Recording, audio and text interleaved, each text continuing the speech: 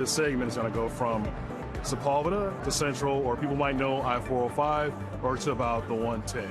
The idea is to help traffic move. We can move more people with fewer vehicles, but also to increase the traffic flow. Because right now, whether it's rush hour or even some of the times later at night, cars are not moving very fast. The carpool lane is also getting crowded and not moving fast as well. So we want to make those changes and bring those enhancements. We're also going to do some safety enhancements, but also make the improvements so we can move people along. This is also what we're calling our 20 by 28 project. So when the Olympics arrive, we'll be able to put buses on them, as you see, for 110 and I-10 to skip past all that traffic. But also, as you see on other express lanes, people can pay, solo drivers can pay to get access to the express lanes. And we expect to have this project ready for the public just before the Olympics in 2028. It's exciting to see the partnership between the municipal leaders, obviously Metro, the legislators, the community folks, the athletes, even the young folks. We can't do this alone. We cannot do these types of projects alone. It requires everyone to have the buy-in and be stakeholders so we can make them successful. A lot of our members take this freeway to go to their work and to go home. So this will alleviate a lot of the traffic and take less time, that they can spend more time with their families and their communities instead of having to be parked on the freeway all the time. Well, a project like this, anything that happens with the freeway, we have to partner with Caltrans. They've been a fabulous partner since they actually own the freeways. We've also worked with the Federal Highway Administration, but also the local cities under which the 105 operates, so the city of Hawthorne, Los Angeles, and others. And so it's been a community project, a partnership to really get us to this momentous groundbreaking this morning.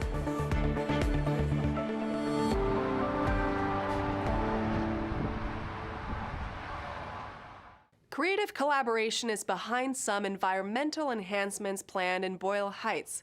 When completed, the community will be greener and neighbors will have more ways to enjoy Hollenbeck Park.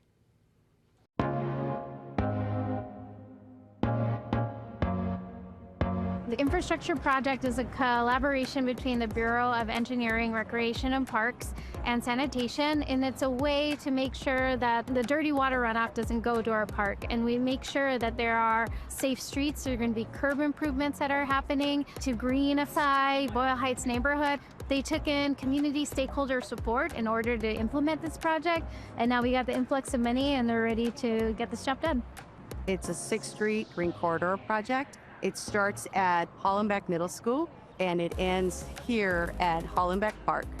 It's an investment in not only treating the stormwater, we're also planting trees, and so we're enhancing the environment to make it safer and greener for not only the community that lives here, but also the students from Hollenbeck Middle School and Roosevelt High School to make it easier to connect to the park. One of the things that I teach my students is leaving a place better than when you found it. And this project is doing that. I've been part of this community for 40-something years. I'm glad that the city is doing their part to make it better. Our citizens deserve it. Community was brought in to an infrastructure project. Instead of being left out of that conversation, they were actually meaningfully included.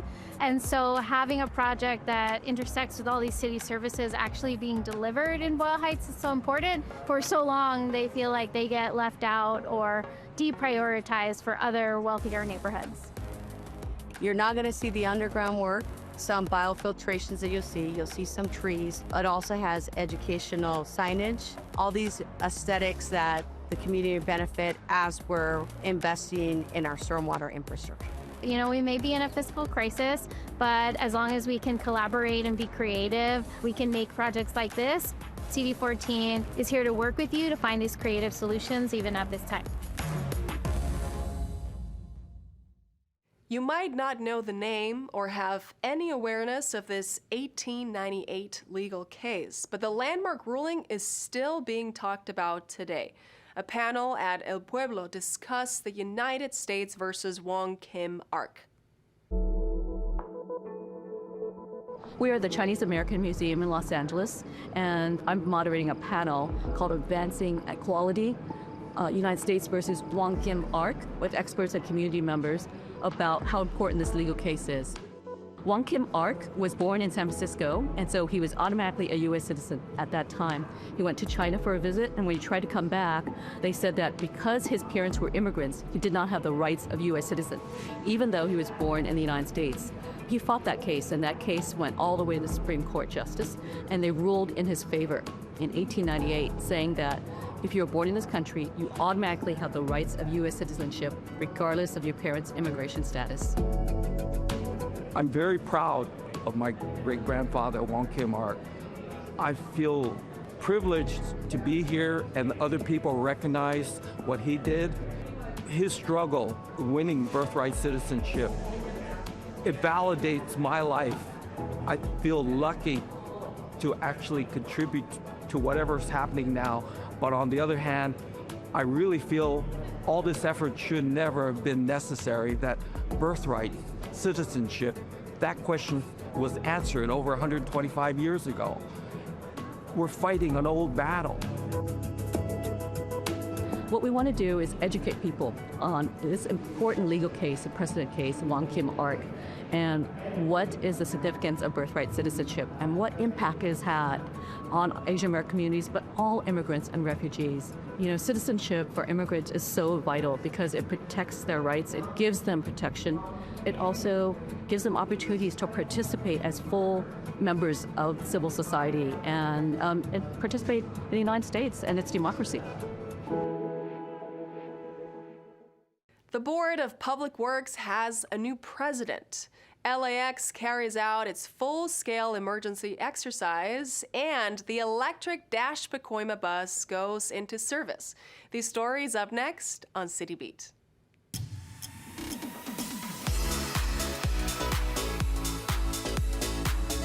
The LA City Department of Public Works has announced that Commissioner Steve Kang has been elected president of the Los Angeles Board of Public Works. Kang is the first Asian American to hold this position in the board's history. Appointed by Mayor Karen Bass, Kang's election during Asian American, Native Hawaiian, and Pacific Islander Heritage Month is a notable milestone for the community. Kang's prior experience includes serving as vice president of the Central Area Planning Commission. As board president, Kang will oversee public infrastructure, services, and sustainability projects critical to the city's future. For more information, visit dpw.lacity.gov. Los Angeles World Airports, LAWA, recently conducted its full-scale emergency response exercise known as AirX. The unrehearsed emergency simulation tests disaster planning and is required at least once every 3 years by the Federal Aviation Administration. Around 400 participants took part in the exercise, including first responders, law enforcement, airline personnel, staff, and about 150 volunteers who portrayed injured passengers. According to LAWA, the test helps the airport strengthen coordination, identify improvements, and ensure it is prepared to effectively respond to any emergency situation. For more info, visit lawa.org/news-releases. LA's Department of Transportation marked the beginning of Dash Pacoima, a new all-electric bus service operating in the San Fernando Valley. According to Councilmember Imelda Padilla, the new route on the Van Nuys corridor lays the groundwork for a connected and sustainable future across the valley. Councilwoman Monica Rodriguez, who helped secure funding for Dash Pacoima, said that safe, reliable public transportation remains a priority for the community. Dash Pacoima will operate on weekdays from 6 a.m. to 7 p.m. and on weekends from 9 a.m. to 6 p.m. with service every 30 minutes. Fares are 50 cents in cash and 35 cents with a tap card, but to celebrate the service, Angelinos can ride Dash Pacoima free through May 31st. For more information, visit ladottransit.com.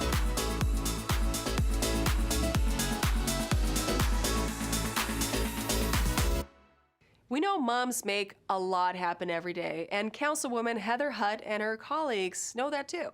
To honor the occasion of Mother's Day, they hosted a musical program for moms to relax and enjoy.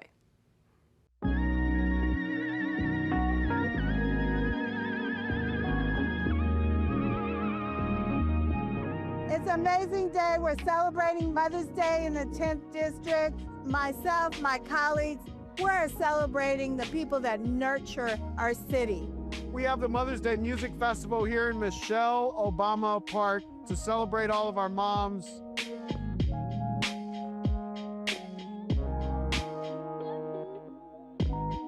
They did an amazing job just making it just welcoming, and all the mothers feeling special. And me too, I'm feeling special.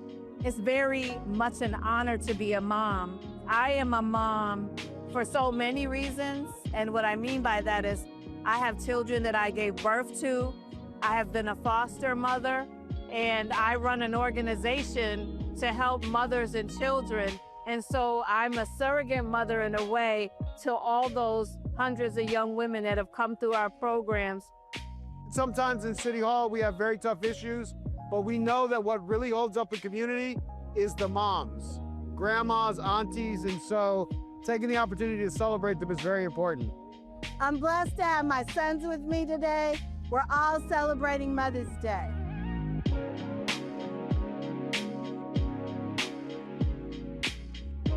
You see this beautiful daughter right here? I'm supposed to be her inspiration, but believe it or not, now she's my inspiration. Motherhood is a blessing, but motherhood is also a lot of work. And moms are juggling so much right now. They're juggling education, they're juggling work, they're trying to achieve this work-life balance. So to all the mothers out there, just do your best. There was some Hollywood horror at the first Mystery Market and Scary Movie Marathon held at the Lankerscream Arts Center. It was all frightful in the best way.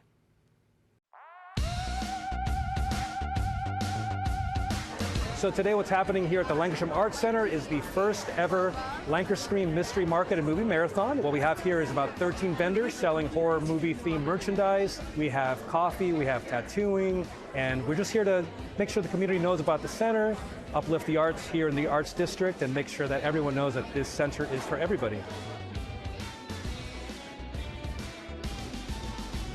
Part of my job at the North Hollywood Neighborhood Council is to make sure that the arts come back to the Arts District. So using the Lankerscream, we're here to make sure that vendors have their space to sell their things, and we're using film as the thing that connects everybody. We feel that pop culture and film are an essential cultural force. They want to make sure that everyone has a chance to have access to it by offering free or low-cost programming.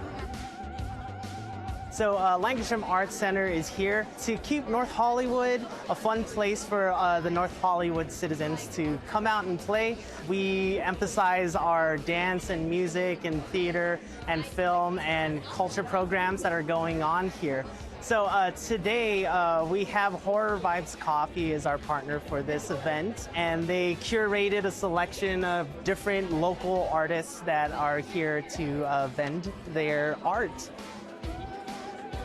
I actually came here from North Carolina. I really just wanted to find a community of people who just really enjoy horror and art on the same level that I do, which is just like really much about the aesthetic, things that are weird, things that are creepy, but also very cute in a very unconventional way. I'm very inspired by anime, and I really like exploring with textures. I'm a really big fan of worms, intestines, just things that are a little bit gross. I love being very hands-on, which is why I make handmade magnets and screen printing. And overall, I really came out here because I really wanted to find a community of people who love art the same way that I do.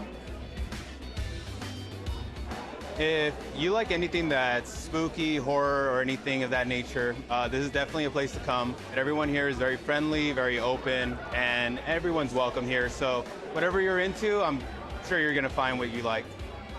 This event today is amazing because even if you just come to shop, they also have free movies you can come and watch. So it's a really cool event.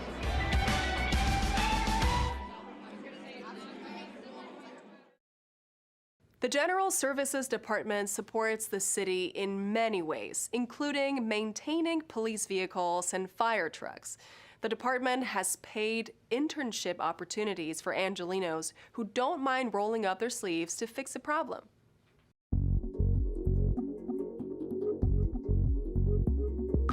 GSD is the support department for all departments. We support LAPD, fire department, helicopters, over 11,000 pieces of equipment. So we're the individuals behind the scene. I worked for 32 years with the city, and most of my career was with fleet services. I've been a heavy-duty equipment mechanic, an equipment specialist, safety and compliance office, fleet services. I train, evaluate, hire. Obviously, we have a lot of training, a lot of background. This was last year's planning. It's the completed course, got their certificate. When you're available, they came back. So the internship program for the equipment mechanic is a program that we started last year. It's a paid internship, which is a great advantage for the students. It's a 10-week program that gives young adults with an automotive background the opportunity to experience what it's like to work for the City of LA as an equipment mechanic.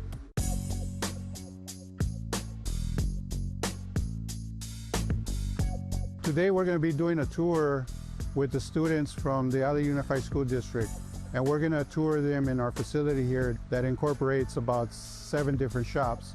We're hoping that they get a feeling of what it's like to work here.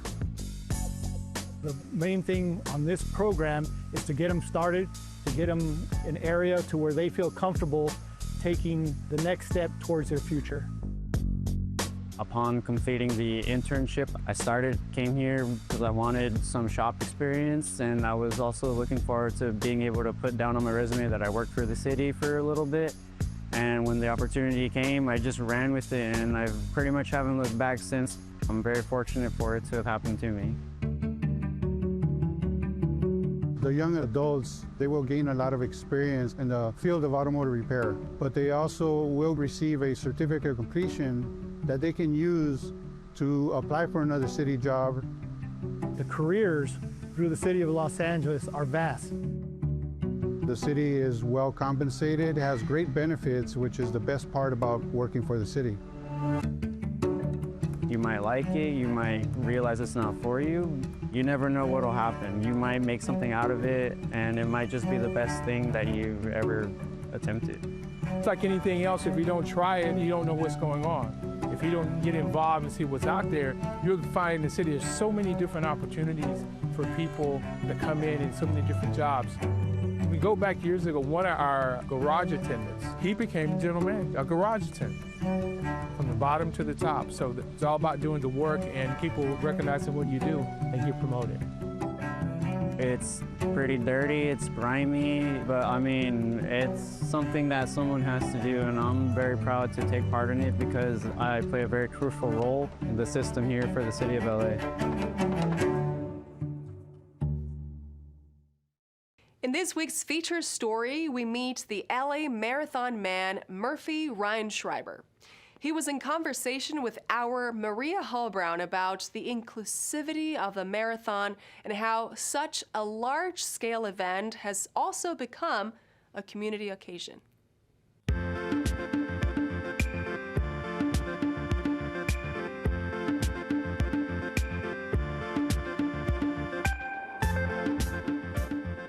Inspired by the Summer Olympics of 1984 here in Los Angeles, the LA Marathon has been a remarkable part of LA for over 40 years. Today I'm delighted to be joined by the Chief Operating Officer of the LA Marathon, Murphy Reinschreiber. So nice to have you here. It's great to be here and looking forward to the conversation. How did it go this year? Yeah, so it was great this year. The marathon, not only the Los Angeles Marathon, but marathons by and large, are huge community events that have a way of bringing communities together. And this year, with the wildfires and everything that has happened here in LA, I guess I can say the timing of the marathon really couldn't have been better, because I think the community was ready to come together and to engage in something very positive. And that was felt all along our race course. The crowds were bigger than we've ever had before. The number of runners that we had was as big as we've ever had. So by every metric, the race was fantastic this year. How is the route determined? Over the years, the route's had a number of evolutions. Yes. In its early year, it was a downtown course. Right. And then one of the improvements that was made is to change the route to a course that we called Stadium to the Sea. It started at Dodger Stadium and finished in Santa Monica. That course was very well received. The next course change that we made was 2021. The course was changed from Stadium to the Stars, where it now finishes at Avenue of the Stars and Santa Monica Boulevard in Century City. It is a tour of LA like no other. There's no stoplights. Nothing's slowing you down. Go straight from Dodger Stadium out to Century City. We think it has a lot of things that we weren't able to offer in Santa Monica. Our crowd support at the finish line is incredible, way beyond anything the race has ever received in the past. And that's all part of the experience. When you get to the finish line, you want a live, vibrant, exciting finish line because you've accomplished something really great. I mean, keep in mind that only 1% of the population ever runs a marathon. Really? So it is a significant accomplishment.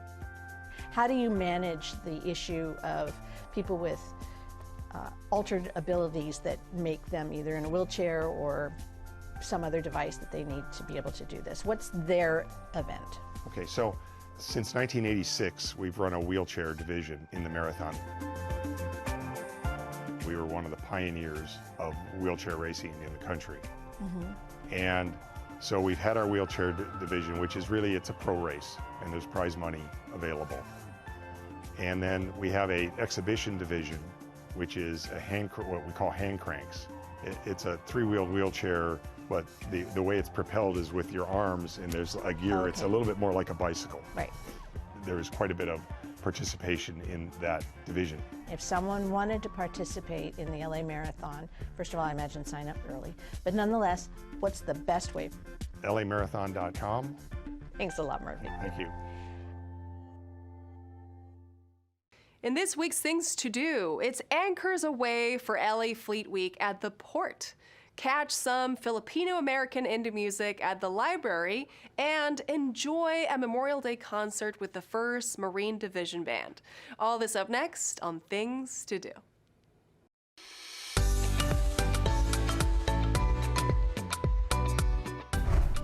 It's time for Southern California's largest Memorial Day event, and it's free. It's LA Fleet Week 2025. Join the Port of Los Angeles for this annual celebration taking place over multiple days at the port and LA's waterfront.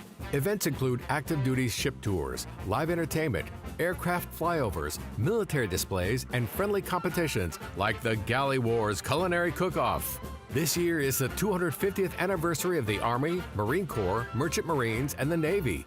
Celebrations will be taking place over the extended Memorial Day weekend with lots of fun for the family. Head to the Port of Los Angeles for free LA Fleet Week events taking place from Friday, May 23rd through Memorial Day, Monday, May 26th. For the full schedule of events, check out lafleetweek.com. Join the Los Angeles Public Library to celebrate Asian American Pacific Islander Heritage Month at the Pio Pico branch on Saturday, May 24th. Zazamo Quibilan is behind the Zazamo name. Quibilan is a singer-songwriter who also gives his name to the band he performs with. Together they play Filipino-American indie pop rock, and they are the first Filipino-American band to appear on NPR's Music 2025 Tiny Desk Contest. Enjoy a unique musical performance in Tagalog at the Pio Pico Library branch on Saturday, May 24th at 3 p.m. For more information, visit lapl.org/events. As part of LA Fleet Week, Councilwoman Monica Rodriguez invites everyone to enjoy a Memorial Day concert in the park on Sunday, May 25th. The concert will feature the 1st Marine Division Band, which is the regional military band of the U.S. Marine Corps at Camp Pendleton. Other live entertainment will also take place, and there will be a Veterans Resource Fair on site. Head to Brand Park in Mission Hills to hear this Memorial Day concert in the park taking place on Sunday, May 25th at 11 a.m. For more information, visit cd7.lacity.gov/events. And that's a look at some things to do.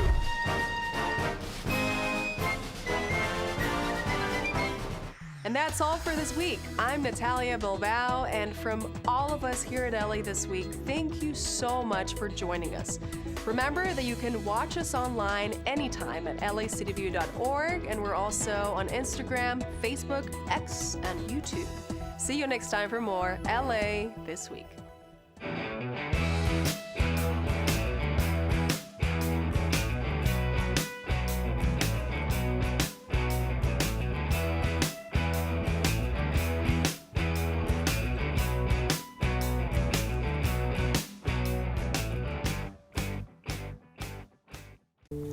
Hi, my name is Amanda Charles. I'm the librarian 3 at Teenscape. Teenscape is the library within Central Library that serves teens and young adults aged 12 to 19. When we opened in 1998, we were the first public library dedicated space for teens. We have over 4,000 square feet of space with a collection of over 30,000 items. We act as ambassadors to the rest of the collection for young adults.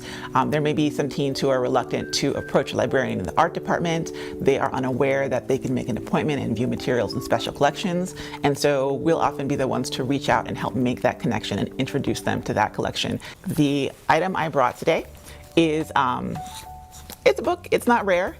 It's not unusual. It's called Korematsu v. the United States, World War II Japanese-American Internment Camps. It's part of a series on important Supreme Court decisions. I chose it because the Supreme Court is in the news a lot right now, and there's a lot of talk about how important it is to choose the right justice. Korematsu v. the United States is an example of what can happen when the Supreme Court goes wrong and how it can have tragic effects on the lives of American citizens. So if a teen came to me and they wanted to know why the Supreme Court mattered, I might choose a book from this series and offer that to them. But the thing I really wanted to point out about this book is that it has this yellow and red YA sticker on the spine. You will find books with the YA sticker on the spine sprinkled throughout the collections everywhere in Los Angeles Public Library system.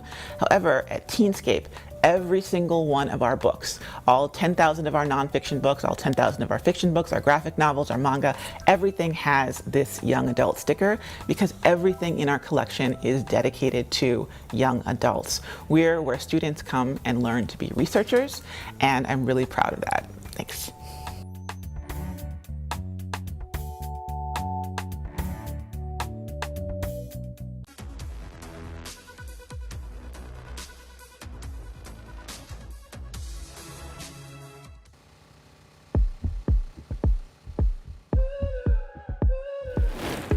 What does it take to move a mountain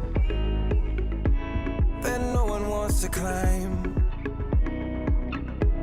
When they tell you there's no answer, how do you change the heart and mind? Can you face the road to freedom when the past is in your way? In the darkness of the night, the future may be hard to find, but I believe that there's a day. All it takes is one good day. All we need is one good day, and I will find one good day. 'Cause all it takes is one good day.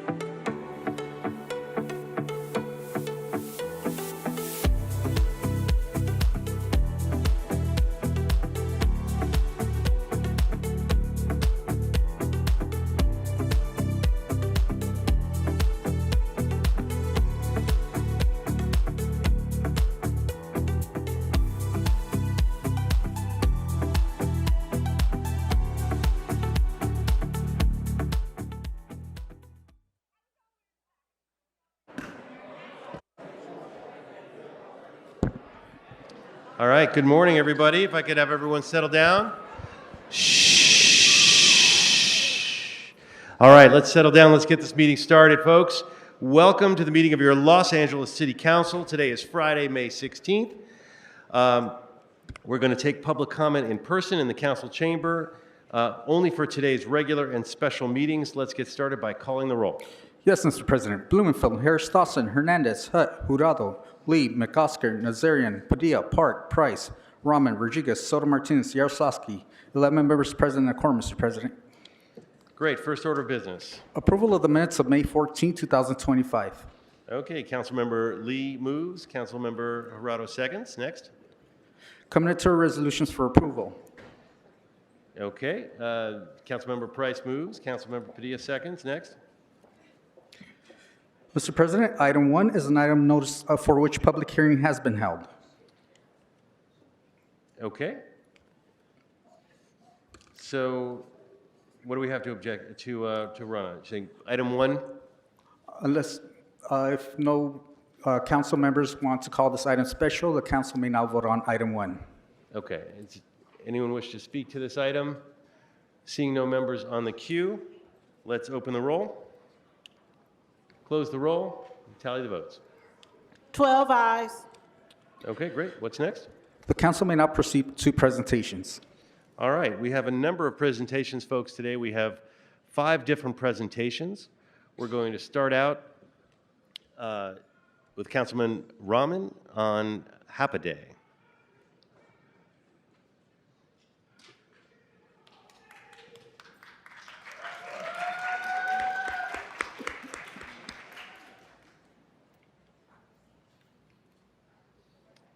Okay. Tension is rising, but we are all excited for HAPA Day as the councilwoman makes her way to the podium to get us started. I believe Mr. Lee will be part of this presentation as well. And this is a great way to kick off our Friday. As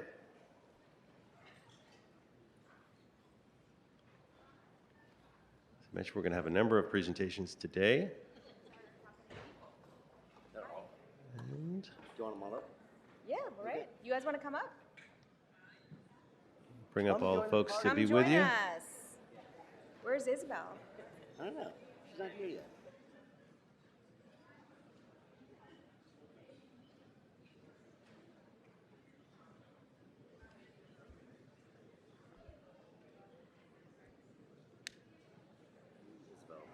Okay. Hi. Hey, how are you? For those listening at home, we have folks coming up to join our council members at the podium. Okay, yes, as DJ Hapa. Yeah, or as Hapa. All right, Councilwoman Rahman, the floor is yours. Thank you so much. I am so excited to be here. This is, I think, my third year leading our Hapa Day presentation, and I'm so honored to be joined by my colleagues, council members Isabel Jurado and John Lee, to recognize once again Hapa Day in the city of Los Angeles. Let's give ourselves a round of applause. We actually did this for the very first time in this body 2 years ago, and I want to express my gratitude to Hapa Nation One for their invaluable partnership in continuing this tradition. Hapa is a Hawaiian word for part, and that sentiment, the idea of being part something and part something else, has spread beyond the islands of Hawaii to describe anyone who is part Asian or part Pacific Islander. And I think for those of us who felt part of another culture and part of that bigger whole, I think this term really resonates with so many of us. People of Hapa heritage are the fastest growing group of Asian Americans, and through them we have the absolute joy of being exposed to a vast array of cultural traditions, experiences, and values. I think right now, I just want to say it is a complicated time in America to be a person of mixed race heritage. Very complicated. It feels like diversity is not something that is part of this country, even though for me, as someone who moved here as an immigrant, diversity is in this country's DNA. And here in Los Angeles, I'm proud to recognize Hapa Day because this is a sign that we reject that premise, that diversity is something to be feared. We proudly declare here Hapa Day as a day to celebrate the unique identities that make us who we are, and as a day to say to everybody, you belong, and diversity is American.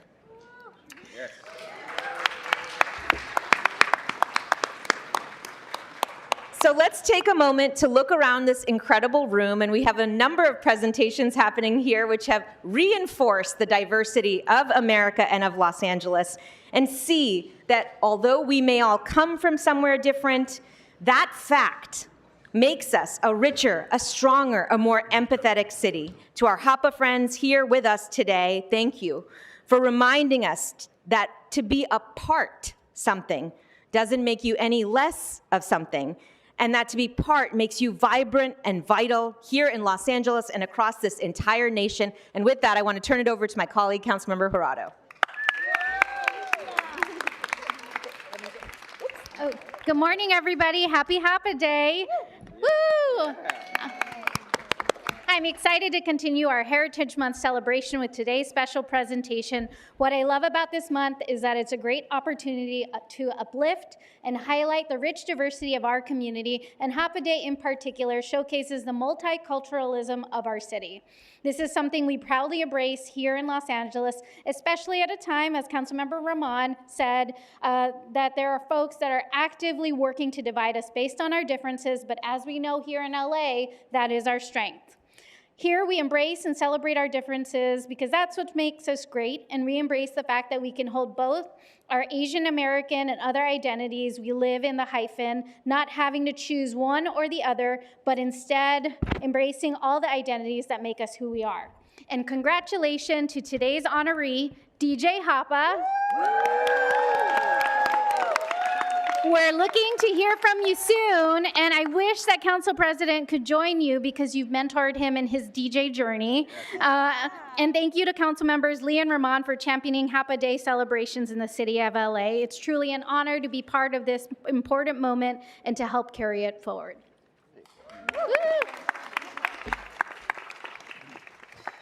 Colleagues, I'm honored to join Councilmember Jurado and Rahman once again as we celebrate Hapa Day, a day that uplifts those who don't really fit neatly into one box, but rather belong to many. Hapa refers to individuals who are of mixed Asian or Pacific Islander heritage and another background. And during AAPI NH Month, we speak often about inclusion, identity, and belonging.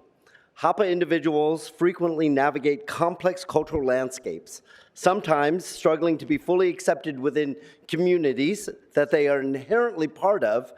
And that's why today's presentation is so incredibly meaningful, because it affirms that there is beauty in complexity and strength in multiplicity. This day holds special significance for me as a father of 2 Hapa children. My hope is that through continued recognition and celebration of diversity, we build a world where every child feels seen, valued, and proud of their full identity. So thank you very much, colleagues, for letting us have this Hapa Day every year to celebrate this incredible day that means so much to all of us. And I believe we have a video, am I correct? Which one of you is DJ Hapa? I'm just kidding. I'm just kidding. Originality comes from within and starts with identity and authenticity. My life and my career path has been a product of leading with passion and letting that faithfully guide me. Taking a posture of being willing to giving and receiving from those around me has helped shape who I am.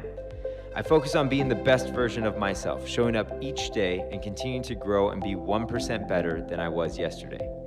My passion stems from this desire to connect people and ideas through me as a vessel or conduit. My intentions are to inspire and empower others to tap into their own passions and to give them the tools and confidence to pursue them.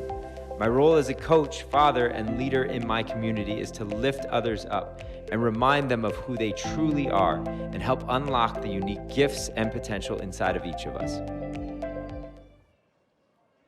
Woo!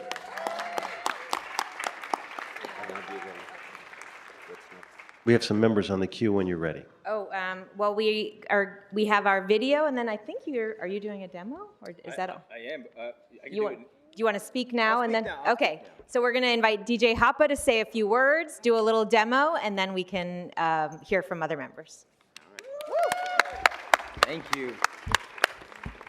Oh, thank you. It's a bit weird for me because I actually introduce myself as Hapa everywhere I go. I mean, 99% of this world knows me as Hapa, like as that is my first name. And usually I shatter people's dreams when I tell them what my actual government name is, which I think that might be announced here later today, so I'll save that for later. I'm honored and humbled to be able to represent for all Hapas and mixed-race Asians. I stand on the shoulders of those who have come before me, especially the previous generations who fought to pioneer Hapa Day in Los Angeles. And thank you to the city of LA for being at the forefront of honoring our Hapa heritage. Can we make some noise for the city of LA?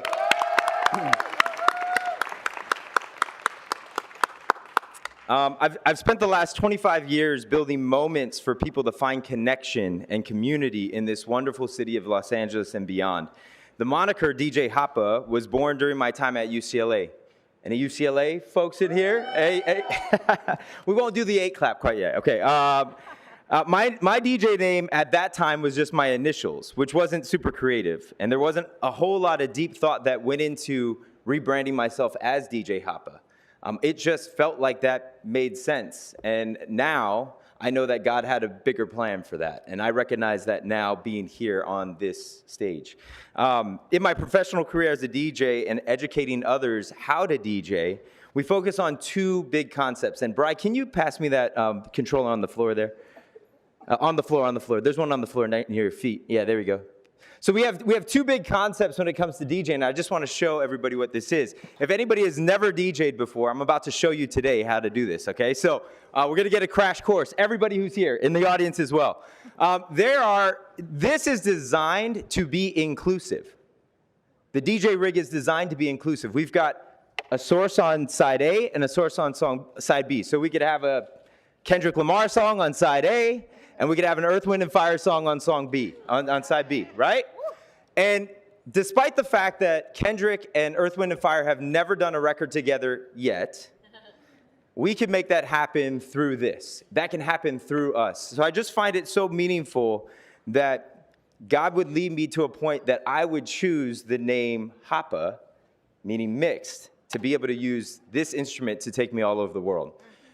The idea here is that you are blending 2 things together to make something even better or different, a different interpretation, if you will. And so the whole idea here with this is that we're trying to find connection points.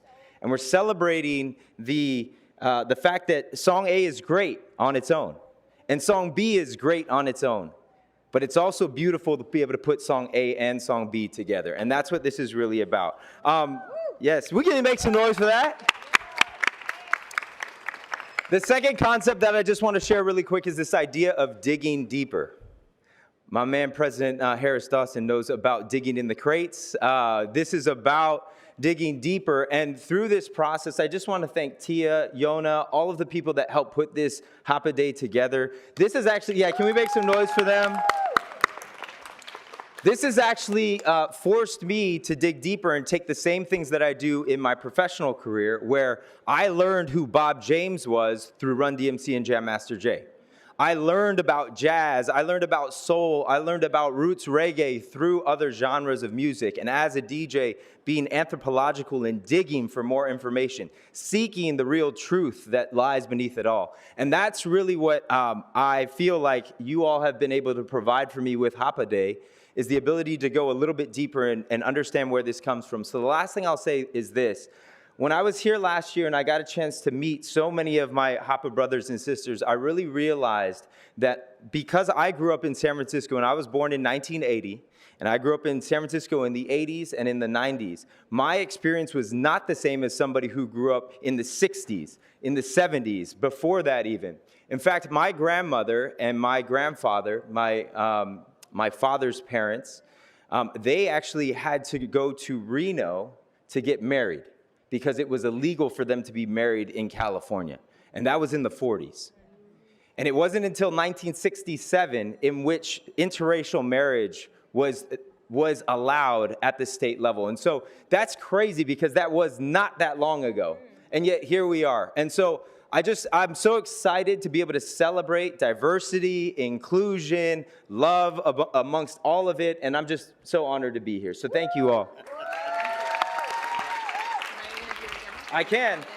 Okay, so we're gonna do a little something. So I know I just held this up, but I'm gonna show you how it actually works. So I'm gonna come over here and I'm gonna have you guys. Yeah. You guys are gonna come with me and we're gonna do a little something together. Okay. I can get here. Yeah. Okay.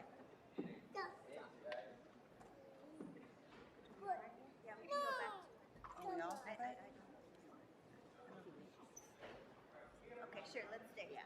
Let's stay. Somebody will wave. Is one of these on? Is this possible? Check. Yeah, okay, here we go. All right. So the first thing is you need DJ names. What's your DJ name?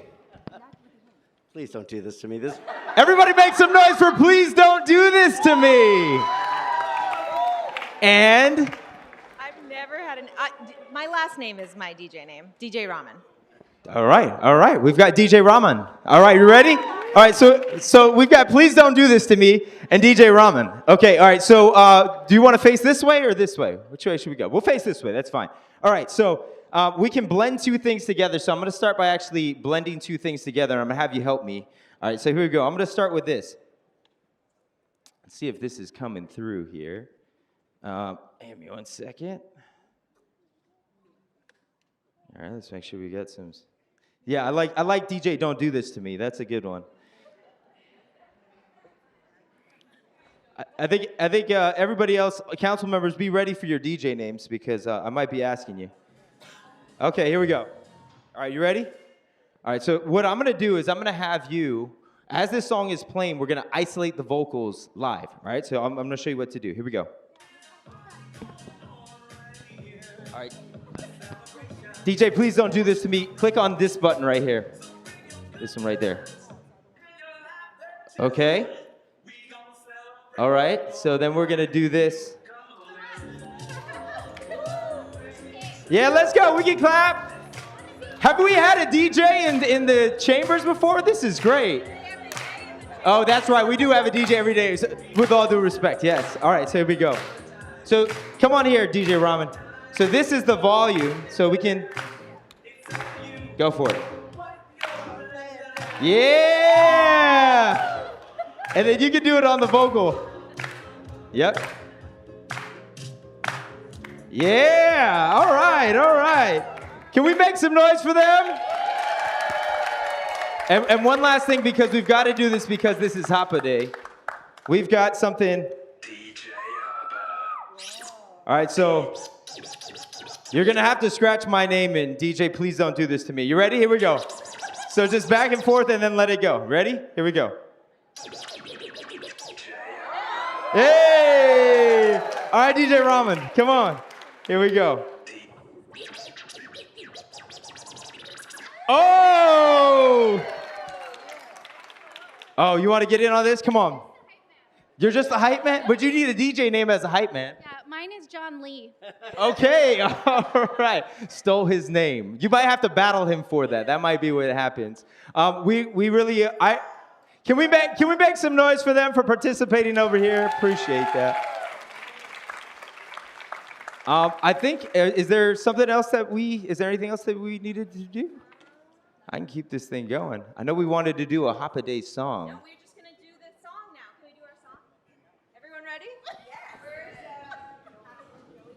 Joey Coe. There he is. Come on. Want to be here? Yeah. Ready?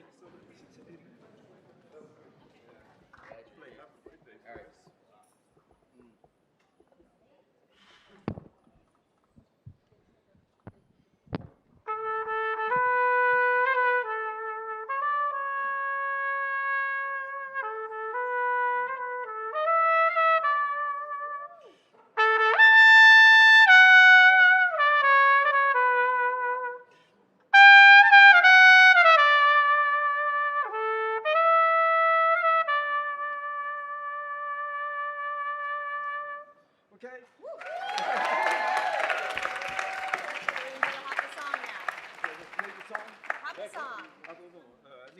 Yeah, use that mic. This is the song Hopper Day. I wrote the song so loud. Da-da-da. Let's put our hands together. More loud. It's the 19th of the month of May. A special day to celebrate. We're so glad to say today, hey, hey, hey, it's a Hopper Day. Oh yeah, Hopper Nation everywhere. Oh, waking up to a brand new day. Oh, get on board a Hopper train. Hey, hey, it's a Hopper Day. We just wanna say you are so beautiful. Whoa,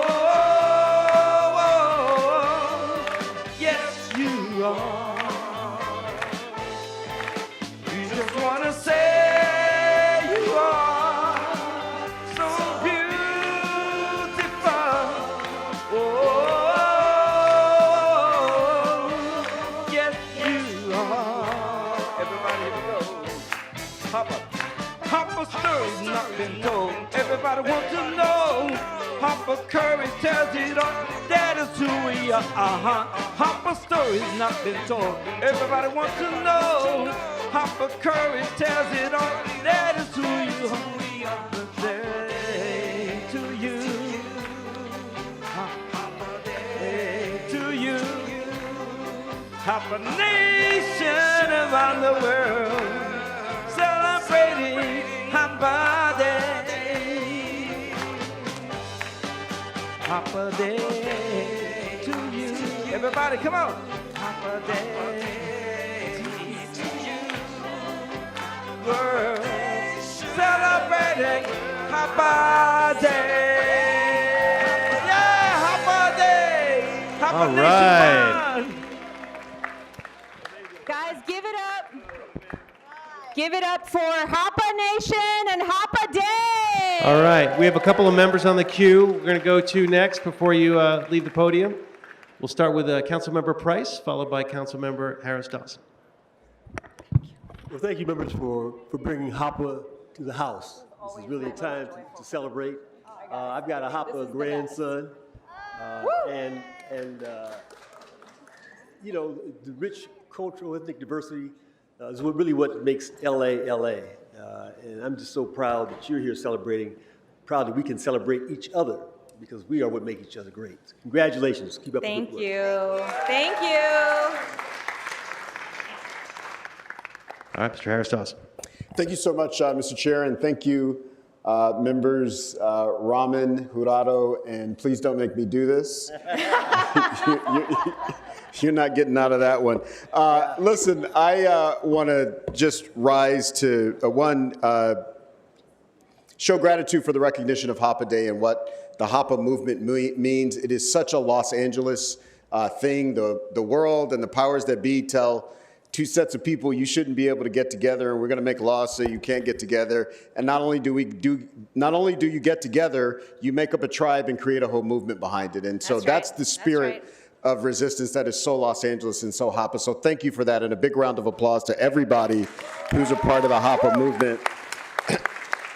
And then our honoree today, DJ Hopper, who I met now, you know, it's been 20 years since we met, who took the responsibility for creating a DJ school here in Los Angeles, and that I discovered a long time ago and really blew my mind. And a couple things about that experience. One, when you go there, it's everybody. It looks like LA, it's everybody. It's, you know, people from this tribe and that tribe, mixed tribes, cross tribes, everybody is there.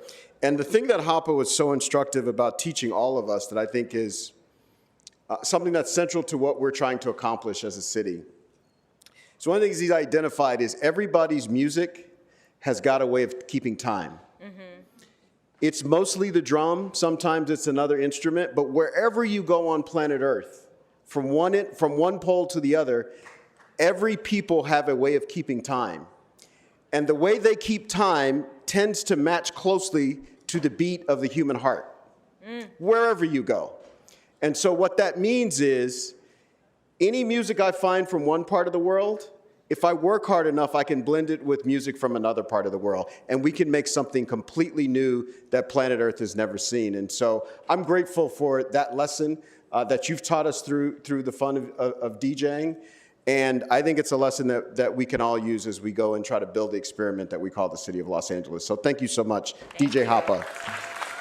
All right, thank you, Council President. Thank you. Back to you, Councilwoman Rahman, to close. DJ Hapa, we have a City of Los Angeles recognition for you as being our honoree. So we wanted to give that to you. We wanted to thank you for bringing your joy and your virtuosity to our council chambers, and to Hapa Nation. Thank you for allowing me to recognize this day 2 years ago. I'm Asian, I'm not Hapa, but I feel part of your community. I feel seen by this community, and I'm so grateful to be able to lift it up today. Thank you. Thank you so much. All right. Happy Hapa Day, everyone. All right, if I could ask all the folks who are part of the Hapa presentation to, if possible, to exit the chamber. We have a lot of folks coming in for the next presentation who are waiting outside. So we'd like to create a smooth transition as some folks leave and some folks come in. But toward that end, if we could get the folks for the next presentation to come up as they leave. This one will be led by Councilwoman Yaroslavsky, and it is to celebrate Jewish American heritage. So if folks could quietly transition. Thank you. Take this one.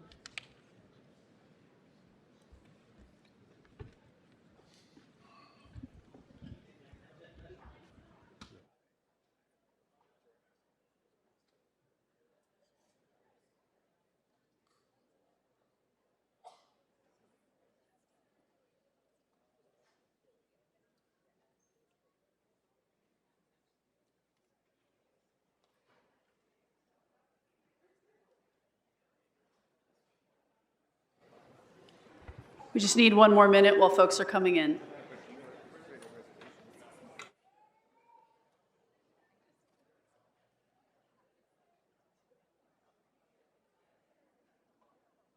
All right, good morning, everyone. It's my honor to kick off the Los Angeles City Council celebration of Jewish American Heritage Month. A time to honor the incredible contributions of Jewish Americans and what we all contribute to the fabric of our country and our city. A lot of the time, conversations about Jewish identity are rooted in our history of pain and persecution, but today is a chance to celebrate something else, our incredible culture. From music to movies to movements for social justice, Jewish Americans have helped write the soundtrack and soul of this country. Here in Los Angeles, you don't have to look far to see the impact. This year, we're shining a spotlight on one part of that story, the Jewish composers who shaped Hollywood and redefined film. From The Wizard of Oz to Wicked, Jewish composers have scored the soundtracks of our lives. Their music connects us, moves us, and tells stories we don't forget.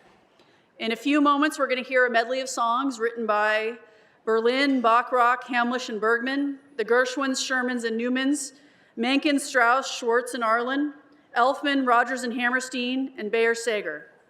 And if that's not a definitive list of Jewish last names, I don't know what to tell you. Of course, the celebration wouldn't be complete without sharing food, which is also part of Jewish tradition and culture. So please join us in a little bit out in the forecourt for a bunch of really great food. And more music also. And make sure to visit the Bridge Gallery to see and hear this exhibit from The Wizard of Oz to Wicked, Jewish composers who helped shape Hollywood, which is presented in collaboration with the Academy Museum of LA. So I want to just quickly thank everyone who helped bring today's program to life. In particular, my staff, Alan Zipper and Annalise Marmolejo and Dave Levine, the Jewish Federation, the Weizmann National Museum of American Jewish History, the Academy Museum, Factors Deli, of course, the UCLA Klezmer Ensemble, and specific thanks to Adina Blake of JHM LA and Stephen Sass of the Jewish Historical Society of Southern California, I would now like to turn it over to our next speaker, Councilmember Blumenfield. Thank you. Thank you very much, Councilwoman Yaroslavsky. Thank you for leading us in this presentation and being a great partner on this and so many different things. And I won't read all the thanks. Thanks to everyone that she mentioned as well. I'll just echo that. And happy Jewish American Heritage Month. As was mentioned, this year in City Hall, we are celebrating Jewish musical composers who have made their mark in Hollywood throughout the last decades. So many of the Jewish composers who went on to become household names or creators of popular songs were actually those who were fleeing or escaping the Nazi persecution and are descendants from Holocaust survivors. Many of the most influential Jewish American composers have been folks that household names: George and Ira Gershwin, Stephen Sondheim, Leonard Bernstein, Irving Berlin, just to name a few. Like so many of our ancestors, they were stripped of their names, identities, and in many cases, their beloved instruments. But they persevered, and there are so many harrowing stories of those imprisoned in camps defying the odds, continuing to sing, making instruments out of whatever was around, and there wasn't much. In the camps, Jews were also dehumanized by being forced to sing to entertain guards, or forced to listen to nationalistic anti-Semitic songs being broadcast on the radio along with German announcements of victory. But creativity and the need to continue to make art has kept the Jewish people alive in so many ways. The Jewish songs and traditions have sustained people throughout all the hardships and persecution that we have faced. And Jewish artists have sought refuge in music and composing many songs that cross many cultural barriers. A lot of folks don't realize, but so many of the joyous Christmas classics are actually by Jewish composers. Songs like Chestnuts Roasting on an Open Fire, Let It Snow, Santa Baby, and It's the Most Wonderful Time of the Year were all written by Jews, just to name a few. Jewish people were routinely discriminated against and barred from working in many fields of employment, but they often found their place in Hollywood and played a significant role in the industry's golden age. So many of these composers were forced to change their name, their Jewish-sounding names, to sound something more assimilated in order to find employment. Fortunately, now that is changing. And I'm so proud to be Jewish and to come from a long line of people who, in the face of danger and hate, refuse to be quiet and they sing instead. So I'm going to turn it back and let's enjoy this presentation. Thank you, Councilmember Blumenfield. Next, I'd like to ask Councilwoman Park to make a few remarks. Thank you, Councilmember Yaroslavsky and Councilmember Blumenfield, for leading this incredible presentation. And I'm really honored to join you in recognizing the impactful contributions that the Jewish community has made to all of Los Angeles and beyond. I love the musical celebration of Jewish composers featured this year, but I also wanted to take a moment to recognize some of the Jewish leaders in Council District 11 who continue to be a beacon of strength and hope for the entire Pacific Palisades community. I'm so proud to be joined by Rabbi Daniel Schur of Kehillat Israel and Rabbi Avi Kunin from the Chabad of Pacific Palisades. Their temples, yes.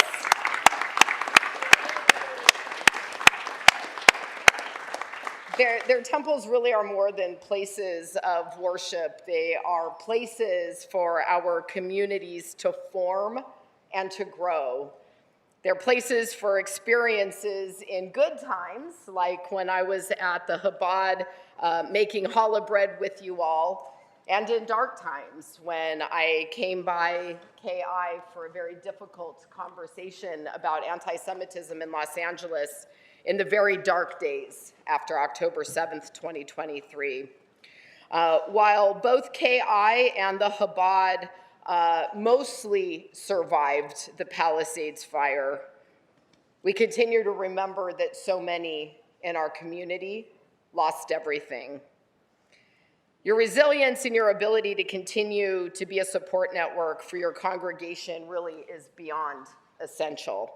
And as we recognize this as Jewish American Heritage Month, I wanted to make sure to recognize you both and your communities for all that you continue to do to support our friends and neighbors and loved ones in these uncertain times.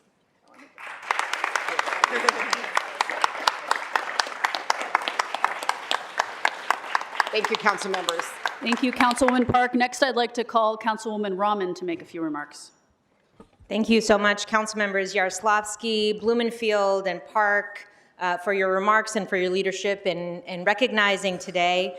I really also just want to say that it feels really lovely to have so many different groups who are central to Los Angeles be here today and be recognized. It's really beautiful, and I'm grateful to be a part of it.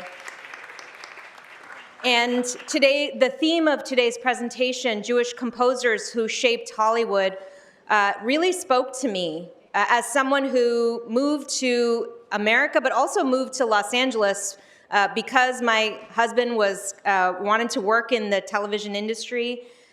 It feels like a place and a history that has welcomed others here when other places wouldn't. It feels like an industry that has opened its arms for leadership when others wouldn't. And it's an honor for me to be a part of recognizing this particular history of the Jewish community and Jewish composers who shaped Hollywood.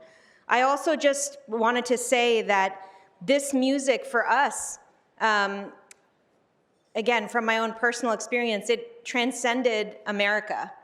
It was worldwide music, and it was global music, and it has continued to be the currency and the language that so many people across the world think of and speak of when they connect to American history. And so today, as we recognize this as part of Jewish American Heritage Month, to me, it is so much a part of what makes America special. And again, thank you to the leadership of my colleagues for honoring this month, honoring this particular history, and allowing us a chance in our council chambers to recognize it, particularly this year when it feels all the more important to do. So thank you all so much for being here, and thank you to everyone for giving me some space to be part of this very important recognition. Thank you, Councilwoman Rahman, for your words. Councilmember Price, oh, there you are. Hi. You're next. Council Member Blumenfield, Yaroslavsky, again, for leading us in this important celebration. Our Jewish brothers and sisters have made a real mark on the city through music, the culinary arts, architecture, business, storytelling, and so much more. LA is paid with the positive impacts of Jewish American culture. This year's celebration is personal for me. I'm lucky to have two members on my staff here today who are members of the Jewish faith. They are exemplary employees and are civic stars in their own right. But I'm proud to be a council member at this time when LA is so profoundly diverse and accepting of all people, as evidenced by our activities here today. So let's let this be a day to reminder for all of us that we got to love our neighbors. And as it's said in the Jewish tradition, the fight for equity, justice, and acceptance for all is important. Thank you. Council member, the floor is yours. Thank you, Councilmember Price. Next up is Councilwoman Hutt. Thank you, Councilwoman Yaroslavsky, Councilmember Blumenfield. It gives me great pleasure to be able to celebrate Jewish American Heritage Month.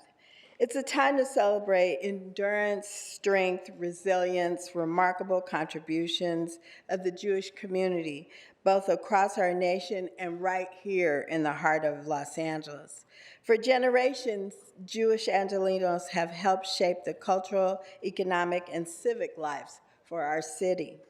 We've witnessed the foundational role the Jewish community played in the civil rights movement.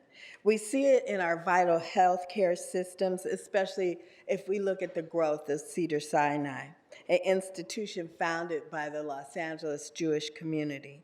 And we experienced it in the far-reaching work of the Jewish nonprofits fighting for injustices everywhere in the city. In the 10th district, we have the Pico Robertson community, a strong, dynamic Jewish community. And we celebrate together every year Festival of Lights, an event that brings all families together. With pride and compassion and an unwavering sense of purpose, we define the community through the radiance on display. There is a profound interwoven way of life in the Jewish community where history and today come together. And it's really a testament to the heritage. And so today, as we celebrate the monumental contributions of Jewish American composers, I'm excited because these artists have woven yet another profound layer into the fabric of Hollywood's most beloved stories. Their musics add an emotional depth and resonance that enriches all of us. We saw that with Leonard Bernstein, who elevated West Side Story by using music to portray the cultural identities of two opposing groups in that story. Or with people like Randy Newman, whose music in Toy Story and The Princess and the Frog brought so much fun to our beloved Disney. Or my favorite song, and probably yours by Randy Newman, I Love LA, right? We love it. So, you want me to do it again? Yeah. No. These composers are like so many others, use their talents to bring unforgettable cinema magic through music. And this represents a huge impact of the Jewish community in Los Angeles and across the world. So I want to thank our Jewish brothers and sisters for your resilience and your creativity and your leadership and your love of our city. We honor your heritage and we stand with you today and always. And thank you, members.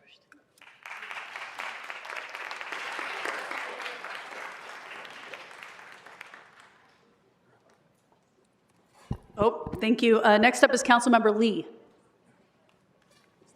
Thank you, Councilmember Yaroslavsky, for having this today. I just want to say that I'm so proud to be able to celebrate Jewish American Heritage Month.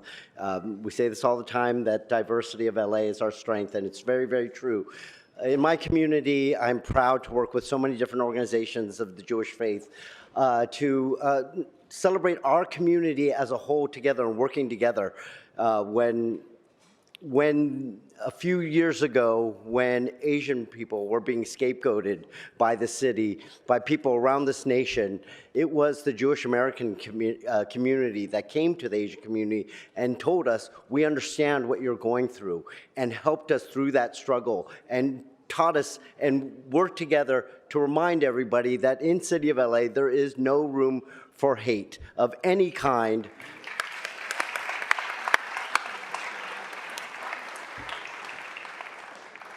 And when the incidents happened, the unfortunate incidents happened almost 2 years ago on October 7th, and I reached out to the Jewish American community and I said, I feel like I should be doing something. What can I do? And they simply just said, go to your synagogues and let them know that you support them. That means so much to us. I said, no, I have to be able to do more. And they said, no, it's important for you to let us know that we have your support as an elected official. Well, I want to say you do have my support. I was happy. I wish the money that we were able to raise for our community, that we raised for the synagogues in my community, were going for, happy things, community festivals and things like that. But unfortunately, because of the times and because of the nature of what is going around in our world, we helped raise about $300,000 to our synagogues to help with security measures and different things like that. It's a shame that people cannot worship in peace at their places of worship. It's a shame that we have to spend that money on those things.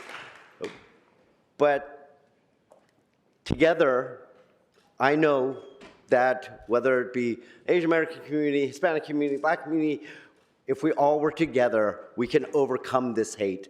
And I just really appreciate the partnership throughout the years. Thank you, everyone. Thank you, Councilmember Lee. Next up is Councilmember Soto Martinez. Thank you so much, Councilwoman Yaroslavsky and Councilmember Blumenfield, for putting this together. And happy Jewish American Heritage Month to everyone. As a As a council member of Hollywood, I think it's always important to reflect on the history that's made the city what it is, and to learn about the Jewish composers who are very much part of our everyday lives. I had heard about some of the composers, but I didn't know that Santa Baby was also part of sort of that legacy. And who knew, Philip Springer, probably when he wrote that, didn't know that Ariana Grande and Taylor Swift would also be singing those songs. And so it just goes really to show that they're not just part of LA culture, but really global culture and the culture of America. And so thank you again so much for reminding us what this community means for everyone. And again, thank you so much for celebration. Thank you. Next up is Councilmember McCosker. Thank you so much, Councilmember Yaroslavsky. I really appreciate this very much. This is such a great day. I'm so happy to celebrate this with you. And of course, I'm going to bring it, if anybody knows me, I'm going to bring it back to the 1-5. We have a small but mighty Jewish community in the 1-5. We got Temple Bethel. Last year, we celebrated 100 years of Temple Bethel in San Pedro. They've been around forever, and they're a small but mighty organization. In fact, this weekend we're having a gala where we're saying goodbye to Rabbi Marv and welcoming our new, I say our new, I'm not a member of the tribe, but it's our new rabbi. I'm always so excited to get to know our rabbi. We have Elon Davidson, who's our famous cantor. I know we have more than one cantor in the room right now, well, at least another cantor in the room for our former controller. And the sort of the arts and the music and the theater of our Temple Bethel is really, really clear and evident in our community. But of course, bringing it back to the 1-5 and sticking with our Jewish composers who shaped Hollywood, I got to make sure that I mention films that were shot in and around San Pedro that involved Jewish songwriters and the scores. While he wasn't born in our city, the legendary Hans Zimmer composed the music for The Rock, that was composed on 7th Street and Center in downtown San Pedro, and for The Holiday, which showcased the iconic Vincent Thomas Bridge. And he won countless awards. But I also have to point out the additional Jewish composer that shot in the 1-5 included Mark Shaman of A Few Good Men, filmed at Fort MacArthur, and Jerry Goldsmith of Chinatown. Chinatown was composed on Paseo del Mar. That's a kind of a game we play in the 1-5. We always look to see, hey, that's where we live. That's our place. That's our connection to Hollywood. But I want to say that I'm really, really grateful to the contributions of the Jewish American community, to not only to the 1-5, but to the city of Los Angeles and to my life. You know, I practiced law in LA for 40 years, and so I got to learn some Yiddish, and I got to know sort of the ethic of the Jewish community, which is stick up for people that can't stick up for themselves, and hang together and make sure that you keep a tight community. So thank you and bless you for this wonderful month.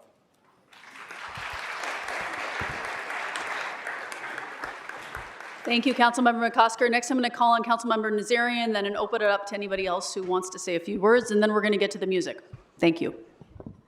Thank you. Thank you, Council President. Thank you to my colleagues for the leadership on bringing this forward. I appreciate the work that you do on a daily basis and the work that you do on behalf of a community that's contributed so much to the fabric of Los Angeles and the United States. Los Angeles, and in that vein, Los Angeles would not be the world capital of pop culture and entertainment if it wasn't for the motion picture industry.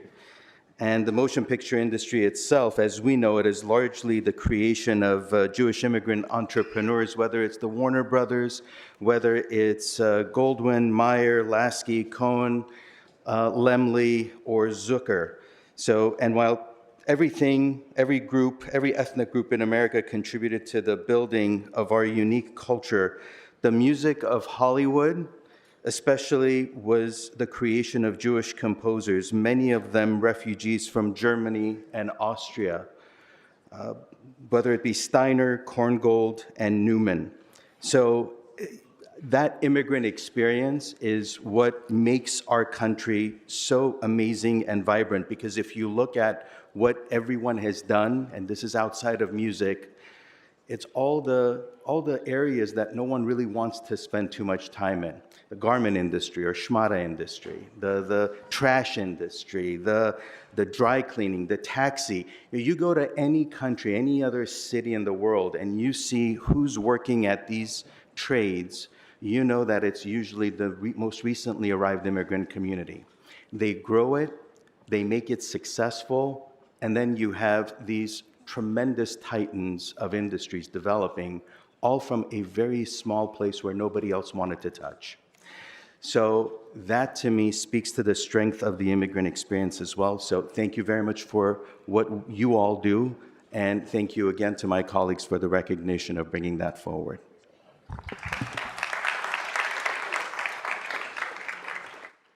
Councilwoman Rodriguez, thank you. Thank you. Thank you very much, Council Members Yaroslavsky and Blumenfield. And I was incredibly thrilled to see the theme of the celebration today, because before deciding that my voice would be used in politics advocating for my community, I thought it was going to be used in musical theater. So the theme for me is really very special, because so much of the composers that we are honoring and celebrating the legacy of today were very much some of the very songs that I sang on the stage when I was in junior high and high school, and again, almost pursued it professionally, but decided to use my voice in a very different way. And very proud of the choice that I made, but nonetheless very influenced, continue to be influenced, because it's the music that keeps me going so often in some of our most darkest moments. It's those words that empower and lift up so many communities. So thank you so much for allowing me to celebrate with all of you the contributions and the immense contributions that continue to endure from the Jewish American communities that help to write the music and the storylines that continue to uplift our lives in some of the most challenging times. Happy Jewish American Heritage Month.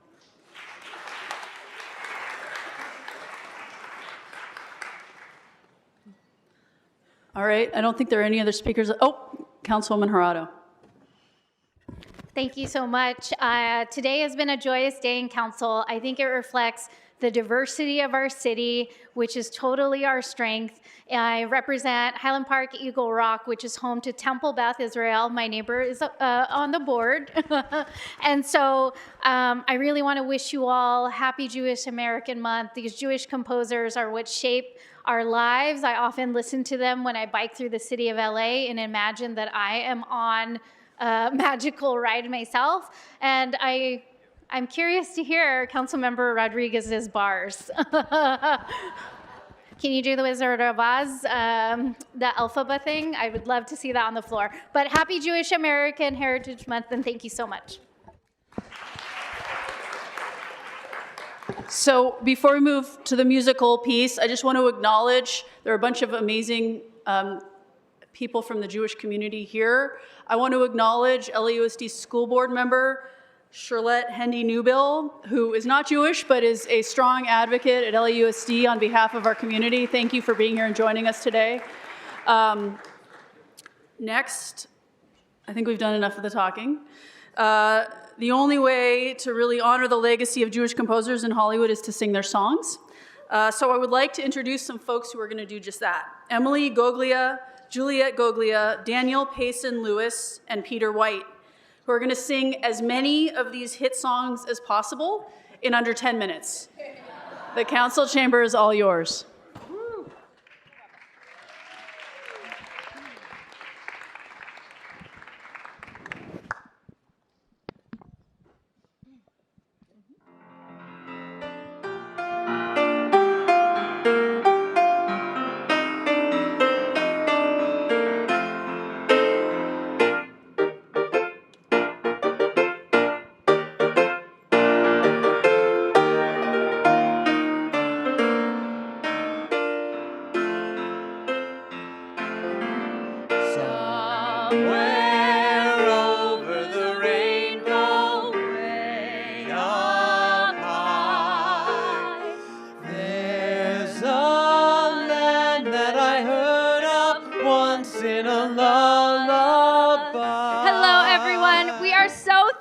to be here celebrating the Jewish composers who shaped Hollywood. Like she said, there were a lot of songs to choose from, so we tried to fit them all into this medley. Please join us and... Be our guest, put our service to the test. Tie your napkin around your neck, Sherry and we provides the rest. Soup du jour, hot hors d'oeuvres, why we only live to serve. Try the gray stuff. It's delicious. Don't believe me? Ask the dishes. They can sing, they can dance. After all, miss, this is France. And a dinner here is never second base. Go on, unfold your menu, take a glance, and then you'll be our guest. We are guests. Be our guest. There's no business like show business, like no business I know. Everything about it is appealing, everything the traffic will allow. Nowhere can you get that happy feeling when you are stealing that extra bow. It's supercalifragilisticexpialidocious, even though the sound of it is something quite atrocious. If you say it loud enough, you'll always sound precocious. Supercalifragilisticexpialidocious. Do, re, mi, fa, sol, la, ti, do, so, do. And how would we know what romance sounded like without these classics?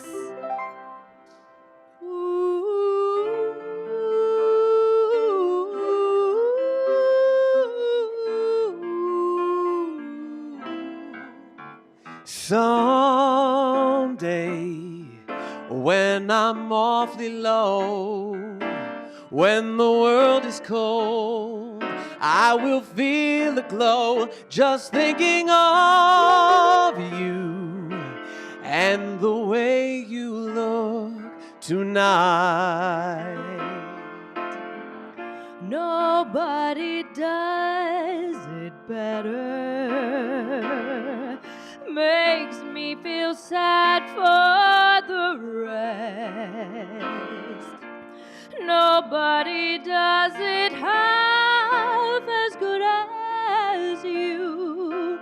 Baby, you're the best. But you say potato and I say potato. You say tomato and I say tomato. Potato. Potato. Tomato. Tomato. Let's call the whole thing off. Let's call the whole thing off. Memories light the corners of my Raindrops keep falling on my head, keep on falling. Misty watercolored memories of the way we Raindrops keep falling on my head, keep on falling. You got a friend in me. You got a friend in me.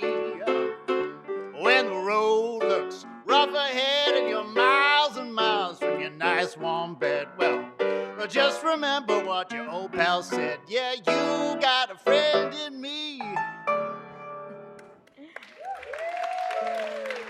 And what would the soundtrack of our childhood be like without these classics? We thought we'd show you a few of our favorites.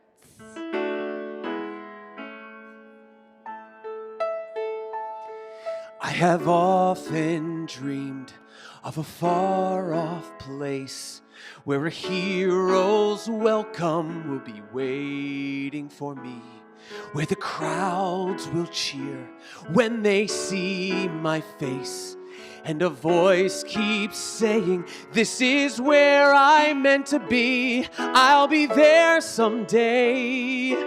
I can go the distance, I will find my way. If I can be strong, I know every mile will be worth my while. When I go the distance, I'll be right where I belong.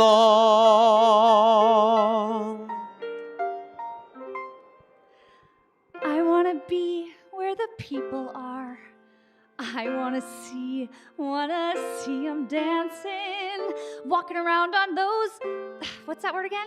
Oh, feet, yes. Up where they walk, up where they run, out where they play all day in the sun, wandering free. Wish I could be part of that world. A whole new world. Don't you dare close your eyes. 100,000 dreams to see. I'm like a shooting star. I've come so far. I can't go back to where I whole used new to be. world. Every turn I'm With new surprised. horizons Every too. moment red letter. I'll chase them anywhere. There's time to spare. Let me share this whole new world with you. Who's afraid of the big bad wolf? Big bad wolf, big bad wolf. Who's afraid of the big bad wolf? Tra la la la la.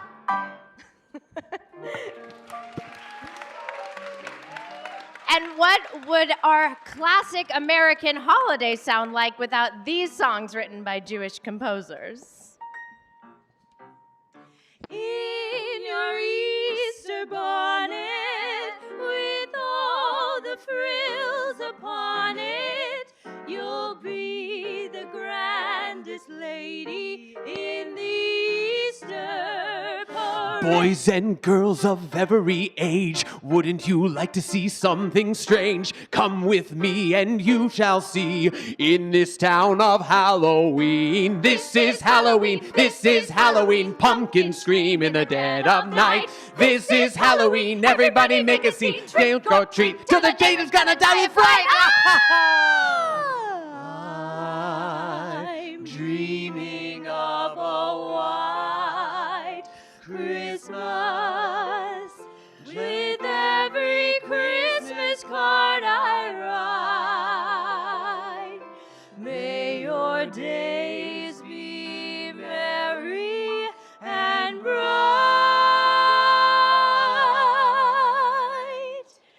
and may all your Christmases be white.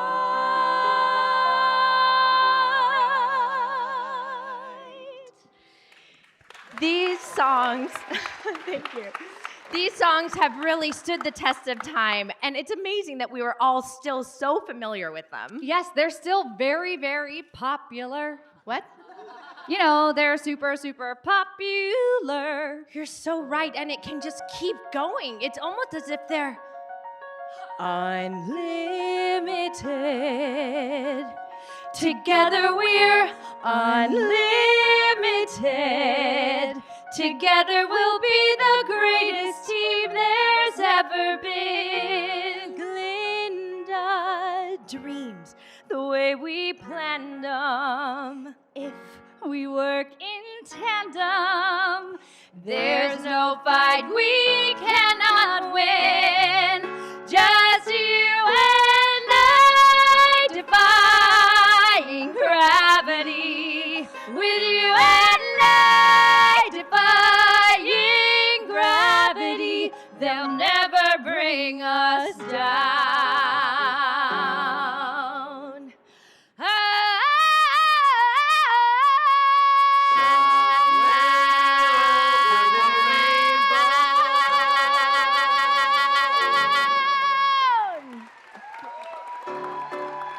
It's a world of laughter, a world of tears. It's a world of hope and a world of fears. There's so much that we share that it's time we're aware. It's a small world after all. Sing with us. It's a small world after all.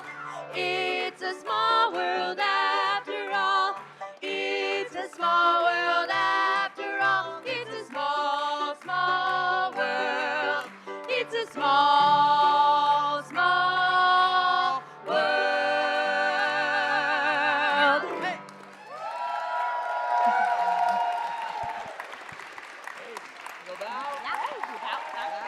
We gotta steal that extra bow.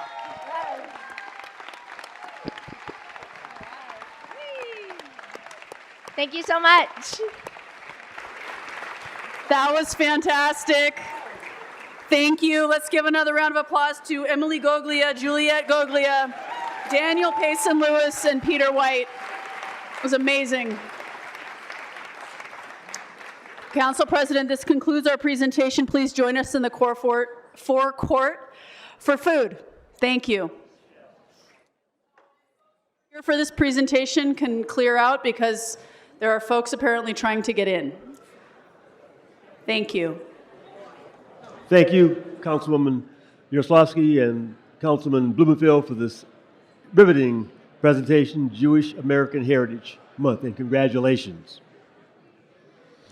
All right, as we transition to our next presentation,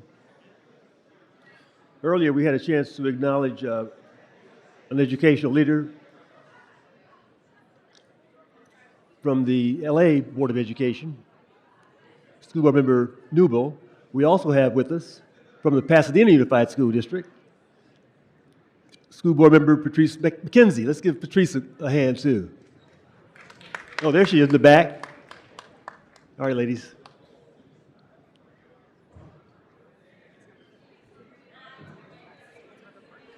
Next up, we have Councilwoman Park with It's Bigger Than Us.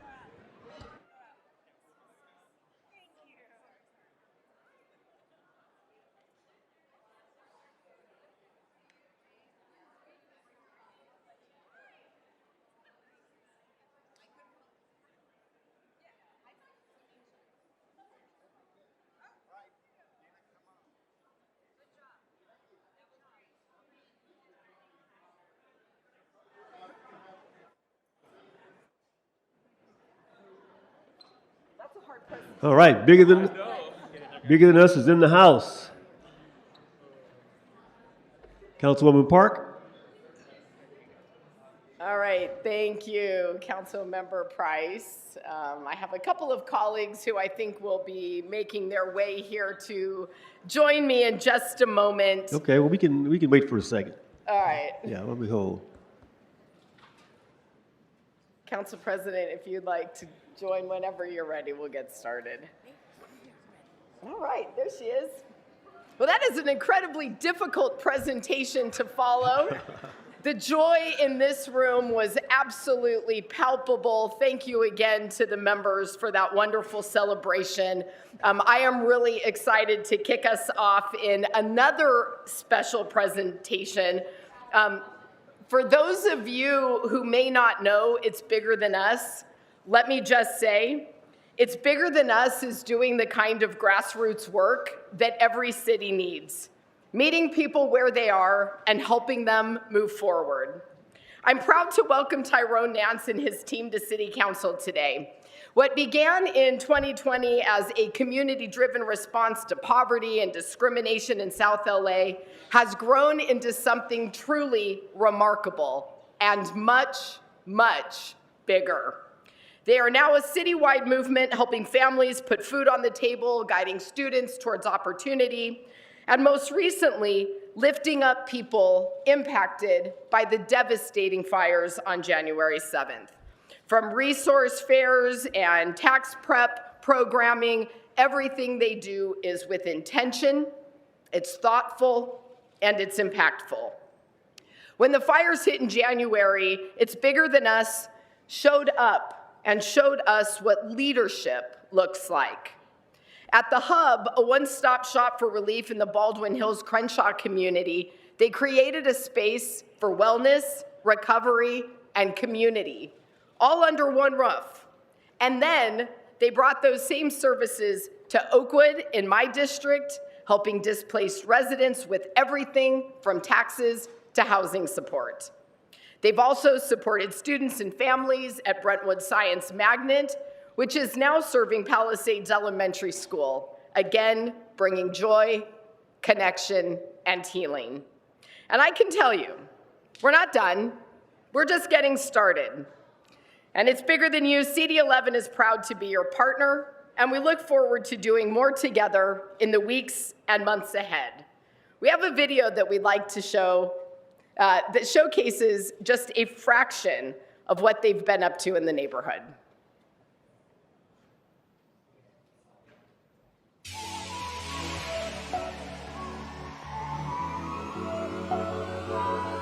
Hey guys, it's Danielle from It's Bigger Than Us. Today we had a tax prep resource fair at the legendary Oakwood Recreation Center in Venice. We were able to give out resources and essentials to the community. We had everything from Lululemon and PacSun clothes to Sol de Janeiro products to diapers from baby to baby and Ramblers sparkling water and so much more. We've been partnering with CD11 and some schools in the area like Marina Del Rey Middle School, Brentwood Elementary School, and Wright Middle School.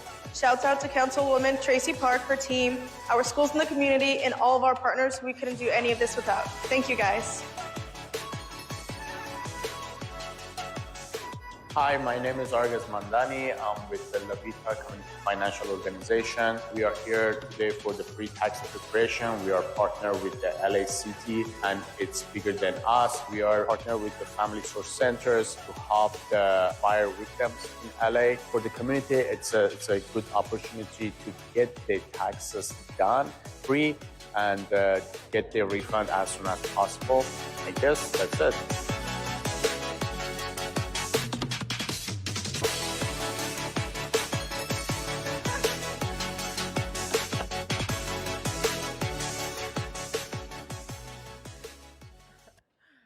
Thank you so much for the video. And, you know, Tyrone, I just want to say, when you came out to Oakwood, it was a gray, rainy day. We were worried about attendance and was anyone going to show up and was this going to be worth our time? But I'll tell you what, you turned up the music, you brought the joy, and we decided that we were going to day dance that afternoon at Oakwood. And I got to tell you, it was just an absolute pleasure to get to be there and to witness your acts of service that have lifted up my constituents and residents in an unprecedented time of need. Thank you so much. It's now my honor to turn the microphone over to our esteemed Council President, Marquise Harris Dawson. Thank you so much. Another big round of applause to Councilwoman Tracy Park for bringing this presentation to us. You know, It's Bigger Than Us. There's a lot to say about them. They started in 2020. They worked through the pandemic, lining up to help people when and where they need it. And there's a lot to appreciate about this organization. The thing I appreciate most, and I try to remind Tyrone to never lose this energy, they do not wait for permission. They don't wait for a grant. They don't wait for a city council motion. They just do the work that needs to be done. And if they need more people, they call more people. If they need resources, they call us and say, we need resources.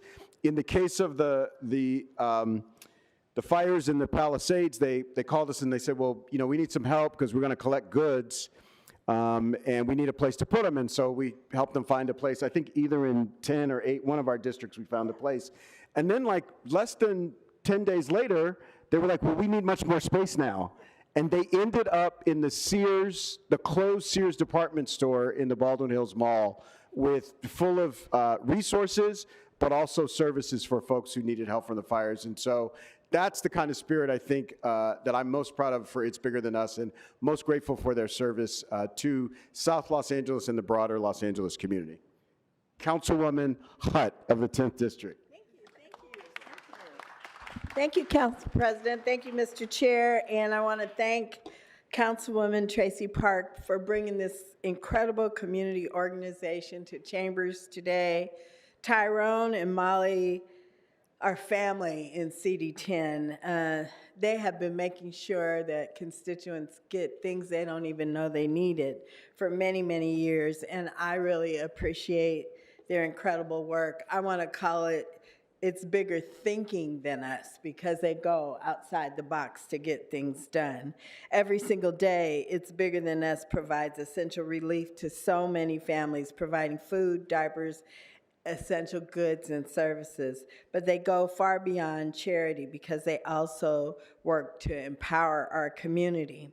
It's Bigger Than Us lives up to its powerful moniker by actively engaging our community. They showcase the vital truth that's shaping a lasting legacy for Los Angeles that demands this kind of commitment out of every single one of us.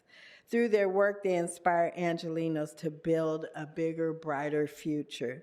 But what makes the organization truly remarkable isn't just what they do, it's how they do it with empathy and respect and with family. And on any given Friday, you could see Tyrone's mom out there making sure people are getting what they need. Every meal served, every door open is a statement that everyone deserves a chance and that our collective humanity is not only as strong as only as strong as our compassion for one another.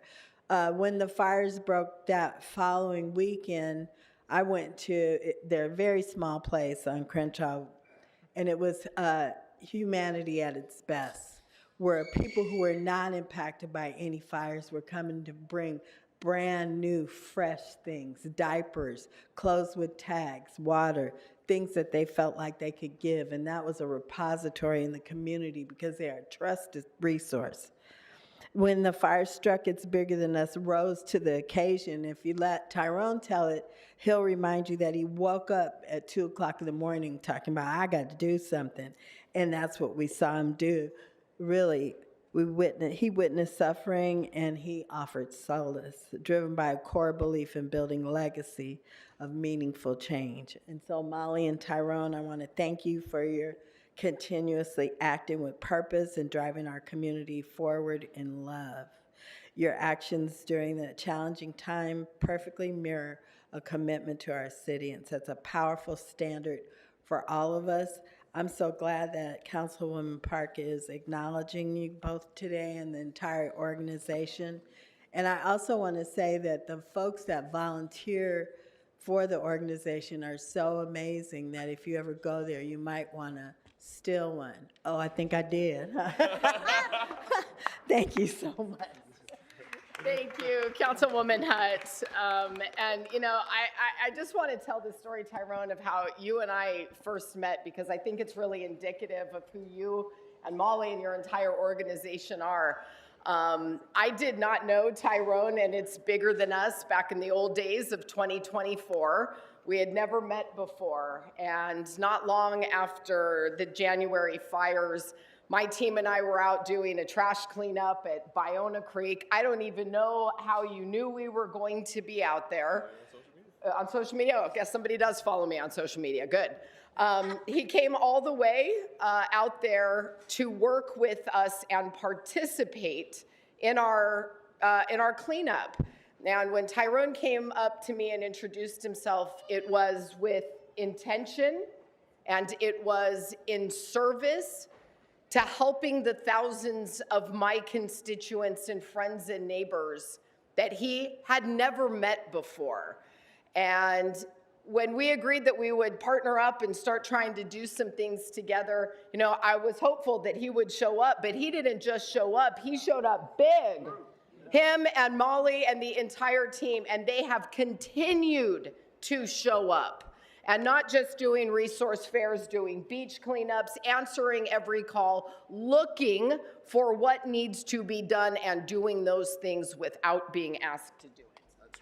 And that is the kind of leadership that we need in our city of Los Angeles, and what makes it such an incredible honor on behalf of the city, the entire council, and Mayor Bass herself to acknowledge you, and It's Bigger Than Us for all of the incredible work that you've done to support Angelenos. Thank you so much. Absolutely. Let's give a hand to Councilwoman Park, Councilwoman Hutt, Council President Marquise Harris Dawson for bringing this very important organization to us today. I had the pleasure of meeting Tyrone and Molly on the ground. They were in the Baldwin Hills at the time, Leimert Park, gathering truckloads of supplies. And then we traveled to Altadena to pass those supplies out, as they had done over and over and over again. And then finally, the facility now in Baldwin Hills, in the mall, a very unique spot designed, I think, by Molly, and that's been serving well. So again, just thank you for your service. And I think it's important that you empower and you serve. You do it simultaneously, and it's been very effective. Congratulations. Keep up the good work. Thank you. And with that, I'd like to ask Tyrone to say a few words. Good morning, and thank you so much for this incredible recognition. On behalf of It's Bigger Than Us, I want to extend our deepest gratitude to Councilwoman Tracy Park and her entire office. And also want to say thank you to Councilwoman Heather Hutt, Council President Marquise Dawson, and also Councilman Curtin Price as well. Thank you all for your support. Your team is absolutely incredible. Partnering with you is also partnering with your entire team, and everybody across the city has been incredibly helpful in their leadership and servitude. As a founder of this great organization, born and raised in South Central, a proud Angelino and a proud graduate of Crenshaw High School, and now operating our headquarters in a very community I was able to grow up in, is truly a dream. It means everything to me. Now we're reaching the entire city, and we continually go deeper as in we're building these relationships. And so being a servant leader and having the opportunity to connect purpose and community has been truly a journey, and it's an honor to stand here today. It's an honor to stand here with Molly, our COO. It's an honor to stand here with some of our lead volunteers to talk about civic engagement, to talk about what it means to bridge the gaps. In order to bridge gaps, you need bridge builders. And so being at the intersection of impact, this is what it looks like. It looks like working with your constituents. It looks like working with community partners. And it looks like continue to find ways to be a solution. And so we're so happy and so thankful to be recognized, not just for us, but for all of our partners and the families we get to serve. And we look forward to continue doing great work in this city and standing alongside you all. Thank you so much for the recognition. And yeah, that's it. Thank you. Thank you so much. Thank you, Councilman Park, and thank you. It's Bigger Than Us. Let's give it up again for an outstanding community-based organization doing the right thing for the right purpose. Okay, we're going to transition to our next presentation, led by CD10, in commemoration of Malcolm X's 100th birthday. Good morning, members. Are they coming up? Torrance? Are they coming up? In honor of the 100th birthday of Malcolm X, I'm excited to welcome two individuals who've dedicated themselves and most of their adult life to preserving and promoting the legacy of Malcolm X, and that's Mr. Andre Parvenu and Mr. Torrance Brandon Reese. For the past 33 years, Andre and Tori have been instrumental in organizing and sustaining the Los Angeles Malcolm X Festival. The festival, which began in 1993, is a living testament to Malcolm X's enduring influence. It offers an eclectic mix of music, poetry, spoken word, fashion, art, literature, and film, and is a space for intellectual exchange and critical conversations that ensure that the powerful legacy of the iconic human rights leader remains alive and relevant. The Malcolm X Festival introduces Malcolm X to new generations as well. It connects young people with his ideas, his passion, his unwavering commitment to human dignity. It reminds us all of our own power and how, if we believe in the change we seek, anything is possible. But what I'm most excited about is that Malcolm X's legacy will be cemented in the landscape of our city. Mr. Tori and Mr. Andre have had a dream for over 3 decades to honor Malcolm X with a street that bears his name. And tomorrow that dream will become a reality. On Saturday, we will unveil Malcolm X Way, dedicating a 5-mile stretch of Crenshaw Boulevard to this extraordinary man. As your councilwoman, I'm deeply moved and inspired when we have the opportunity to pay homage to the people and places that have shaped our journey and paved the way for progress we strive for even today. The Malcolm X Way will be more than a street name. It's a recognition of its profound impact on our community, our city, and our world. Thank you. Now, Andre, you're going to speak.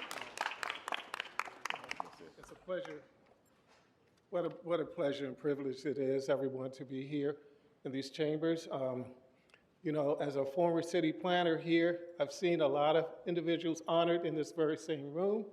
And after leaving city planning, I began working as a state commissioner, and I've had an opportunity now to work with this wonderful organization, Family Incorporated, that in my view, is the most proactive, one of the most proactive community-oriented organizations in this city. So it's my honor to be here, and I've seen a lot of acknowledgments in this very same room after working for the city for 15 years. And I never thought that I would be here to be honored. Again, my name is Msunga Mbele Andre Parvenu. I've come here and I've seen it, like I said, a lot of people acknowledge. It's so good and to be acknowledged for doing something good in my good work in this community than have my name mentioned in adjournment. So it's a real pleasure being here, and I want to thank Councilwoman Hutt, Councilmember Hutt, for taking this on, and we're doing some good work, and we want you all to come out and support our further efforts along the corridor. So thank you again.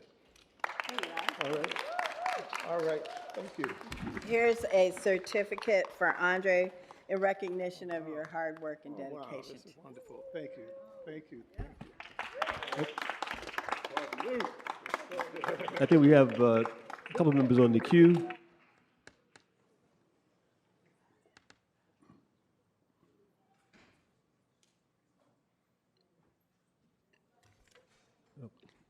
Okay, we're still making presentations. Yeah. You want to turn it around so they can see the camera? Thank you.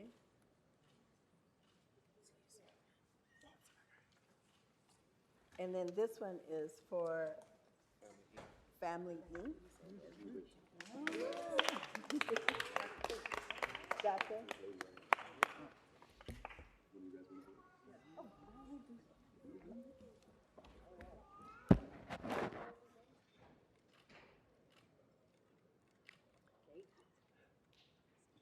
Tori, you want to say something? All right. Giving thanks to our ancestors, giving thanks to our elders, and giving thanks to our higher power. Thank you for allowing us to be here today. I want to thank City Councilwoman Heather Hutt for having the tenacity and the courage and the love to deal with the legacy of Malcolm X. Let's give her a round of applause. Thank Councilman Marquise Harris Dawson. Thank everybody here who voted for this initiative. And we'd like to say that the impetus behind this whole thing, the major inspiration for this whole Malcolm X legacy piece that we do is for the youth. And Malcolm once said, of all our studies, history is best qualified to reward our research. And so as we move forward, looking back to know that where we're going, what direction we're going in, we are very honored to be here today, and we hope that everybody can embrace everybody's ideologies and ideas in peace and love and in harmony. That's the only way humanity will move forward. Up, up, and never down. Peace, love, and soul. Thank you.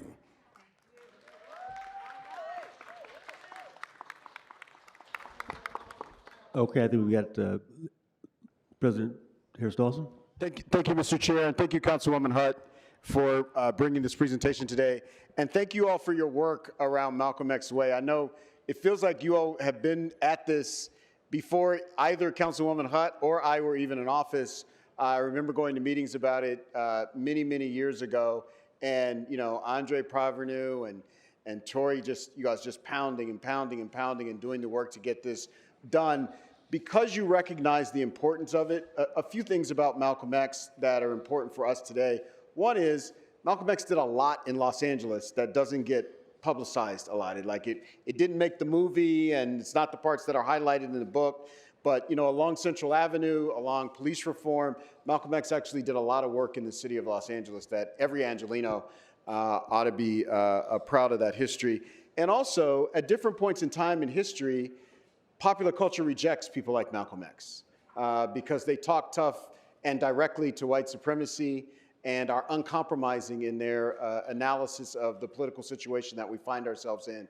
And so you all holding it up when it's popular and when it's not popular is an important gift to all of us that I hope generations to come in this city are able to appreciate, realize, and act on. So thank you all so much. Thank you. Hugo, Mr. Batiz. Yes, thank you so much, Mr. President. Councilmember Hutt, thank you so much for doing this today. And thank you for everyone here who's celebrating the birthday of Malcolm X. I've shared this quite a bit. Malcolm X is my number one hero. When I think of all the activists and all the folks that have tried to change this world, he is my favorite because when I read the autobiography of Malcolm X, it really resonated with so much of my upbringing, someone who had to see so much trauma as a child, someone who got in trouble with the law and like constantly reimagining himself and recreating himself every single time. He was dedicated to learning and reading and always willing to accept new facts and changing his opinion until his very last breath. He displayed that, and if you haven't read that book, I just really recommend it to folks. It really will display how racism and white supremacy really shows up in so many communities, because and of course in the Black community, because no community has been harmed as much as the Black community here in America. And if you ever visit my apartment, you're gonna see a really big picture of Malcolm X. It oversees me every single day. And I wanna share my favorite quote of Malcolm X. It's one that I think about a lot, but this is what it says. It says, "If you stick a knife in my back 9 inches and you pull it out 6 inches, there's no progress. If you pull it out all the way, that's not progress. The progress is healing the wound that the blow made, and America won't even admit that there is a knife."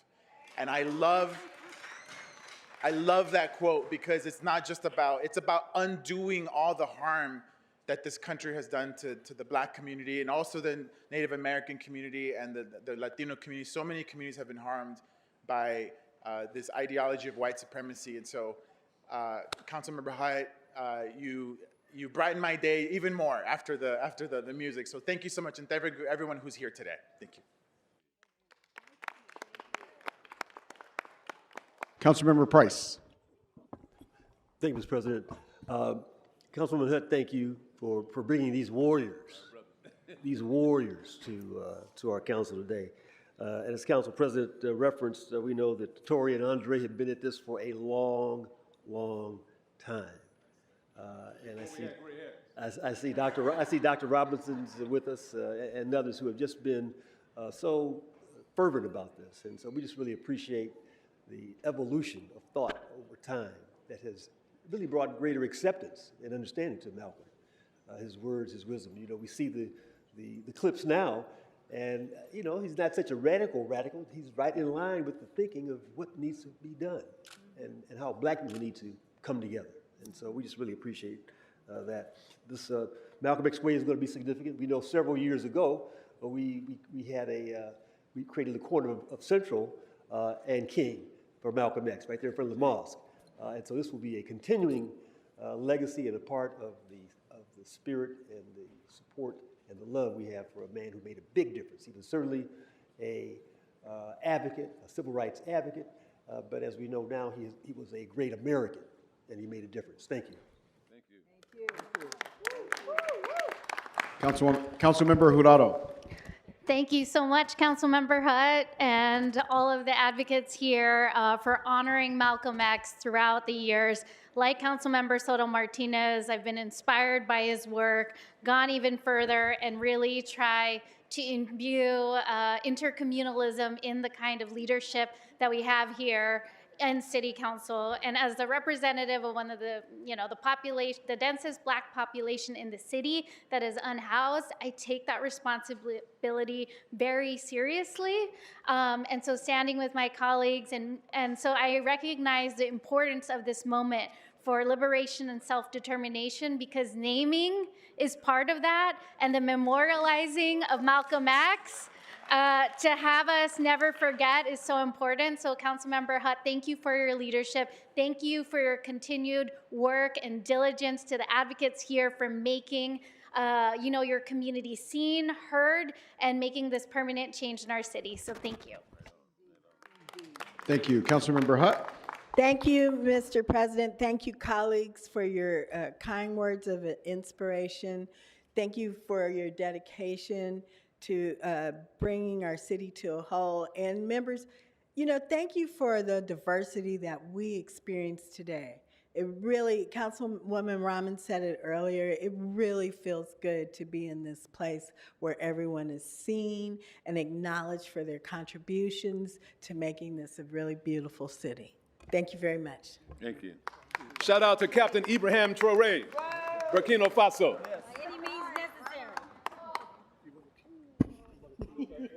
All right. Thank you all so much. We'll move to our next presentation, another very, very special presentation this morning, led by our own Councilwoman Rahman of the 4th District.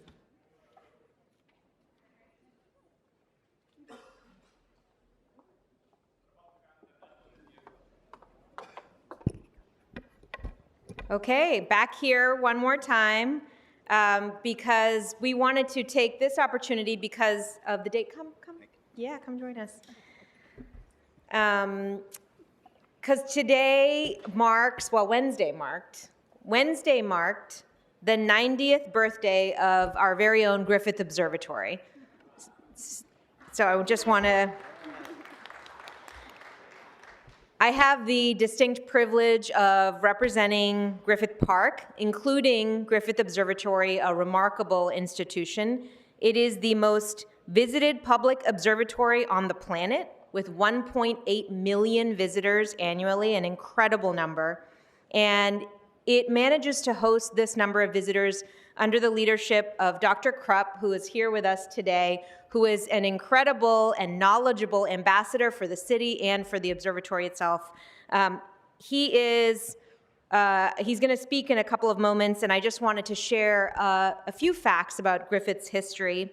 The observatory has many, many moments in not just LA's history, but in our country's history. In 1942, World War II military pilots trained in the Planetarium Theater to learn how to navigate by the stars. In 1955, the observatory was showcased in the classic film Rebel Without a Cause, starring James Dean in his very first role. From 1966 to 1967, Apollo astronauts trained there in the planetarium, again, to understand more about our stars. And in 1985, Halley's Comet brought unprecedented crowds to the observatory, with more people viewing the comet here than anywhere else. And I could go on and on. I think for those of us who live in Los Angeles and who visit Griffith Park and who visit the observatory, my memories, and so many of our memories of visiting this observatory, are shrouded in a special dreamlike light in our minds. If you've ever been there at sunset, you know how mystical and beautiful that experience is, whether it is just from going there to start your hikes, or as I did a couple of weeks ago with my kids to earn their first Cub Scout badge. And the very presence of the location makes it a place which lifts you up. Even if you're not looking through its telescope, it brings you closer to the stars. And this week I had the privilege on Wednesday of joining the observatory for an anniversary celebration. Thousands of people gathered over the course of the day to celebrate, and we watched together as the sun set, accompanied by a Chumash song, and it was really, really remarkable. And as we head into a time where we are hoping that millions of more tourists will be visiting our city for various big events, We know that many of them will be coming to the observatory as well because it is such a big part of Los Angeles. And as we're considering a very tough budget process, I can't help but underscore how important it is that we ensure that the observatory and Griffith Park around it has the support that it needs from this city to host all of those visitors responsibly and to showcase Los Angeles at its most magnificent. And with that, I want to wish the observatory once again a very happy 90th birthday, invite Dr. Krupp to say a few words, and also to tell everyone around the Horseshoe that you have a special gift bag from the Griffith Observatory on your desks today in that galaxy light kind of, material. And welcome to Dr. Krupp. Thank you, Councilmember Rahman and Council President Harris-Dawson, honorable council members. I do thank you for this acknowledgement of Griffith Observatory's 90th anniversary. The observatory opened to the public on May 14th, 1935, and during the last 9 decades it became and remains, as you heard from the council member, the most visited public observatory on Earth. Actually, in the whole solar system, probably in the entire Milky Way galaxy.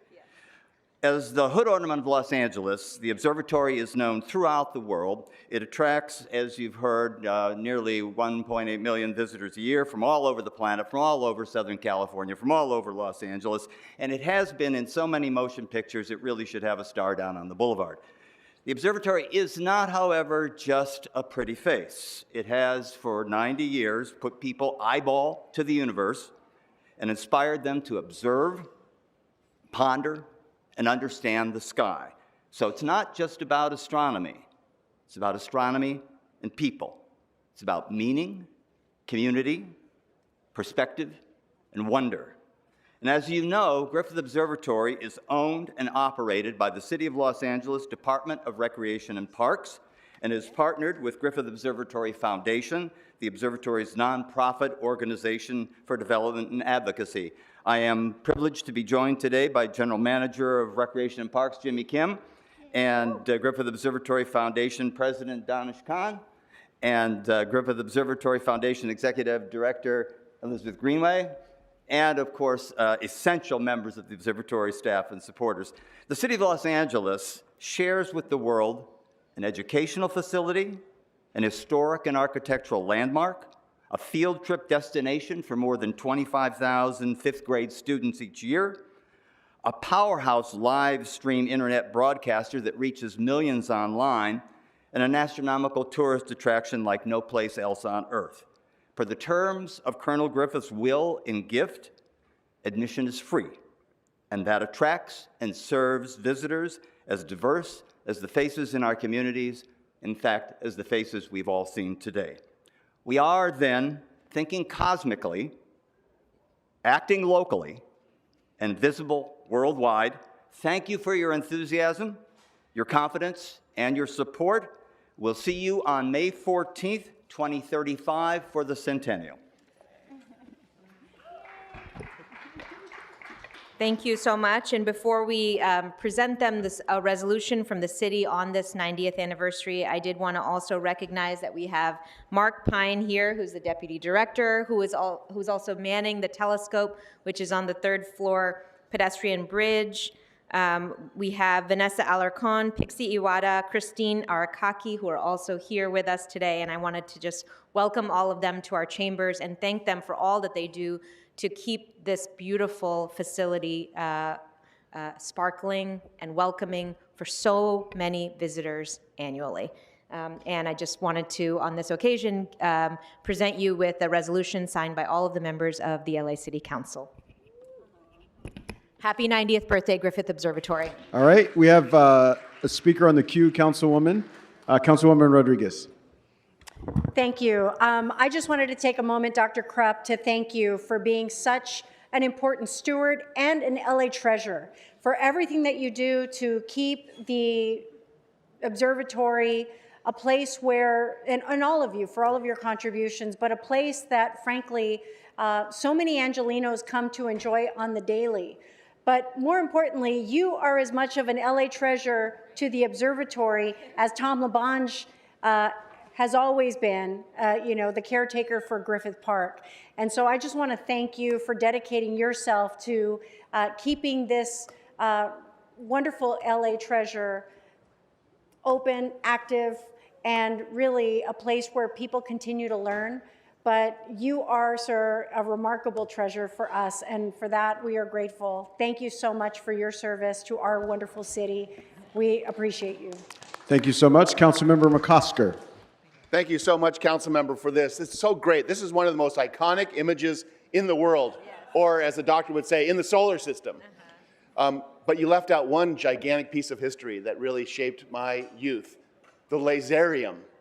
Remember the Laserium? Oh, come on, we got to remember it. In the late 70s, it was the coolest thing to do in all of Los Angeles. I will tell you how cool it was. No one ever invited me. But it was the thing, and it did introduce a lot of folks to the observatory. Thank you and happy birthday. Thank you. Thank you so much, Mr. McCosker, and to all of the team at the Griffith Observatory. I just want to also, on behalf of the whole council, thank you for maintaining and growing this treasure for the city of Los Angeles. You know, in this council, we've had a lot of conversations about tourism and the drop in tourism in the city over the past few years. If you go to Griffith Observatory, you would never know that that's happening. No. Because the observatory is always full of people. You hear a dozen different languages as you're walking through if you ear hustle and you watch as I do. And the Griffith Observatory does not disappoint, no matter where in the earth you come from to see it. And so that's a special gift that you give to the city of Los Angeles. So on behalf of the council, thank you, and props on a great tie for today's presentation. Thank you so much, Council President, and to all of you for acknowledging the role that Griffith Observatory plays in defining LA, in being one of the most iconic pieces of Los Angeles. And Councilmember Rodriguez, you mentioned Tom LaBonge. I talked about my relationship to him on Wednesday when I was at the observatory for the actual anniversary event. And I just wanted to say to everybody on this body who knew him personally, whenever I go to Griffith Park, it is when I feel my strongest connection to him, and I wish that he could still be here so that I could have a guide and a mentor to navigating how to govern this city with the joy and the verve and the spirit that he brought to it. I miss him, and thank you, Griffith Observatory, for helping me acknowledge his place in our history as well. Thank you all so much.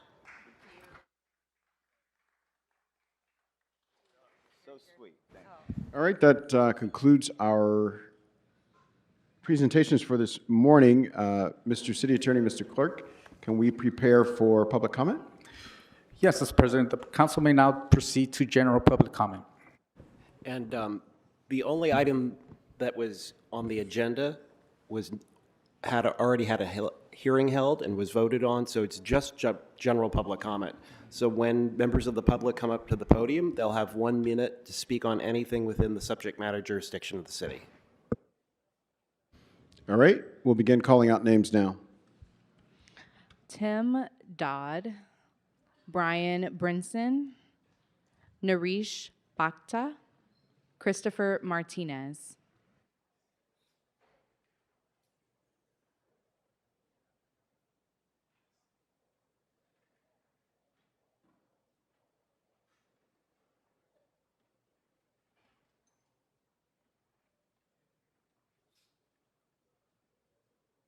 Yeah. And if the interpreter would be kind enough to say this to the audience, if you want Spanish language interpretation, every so often please stop so that the interpreter can interpret for us.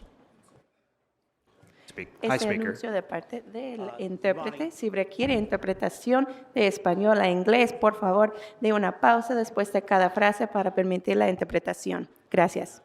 Thank you. Please begin. Good morning. Almost noon now. Dear Council, the immigrant story in ours too.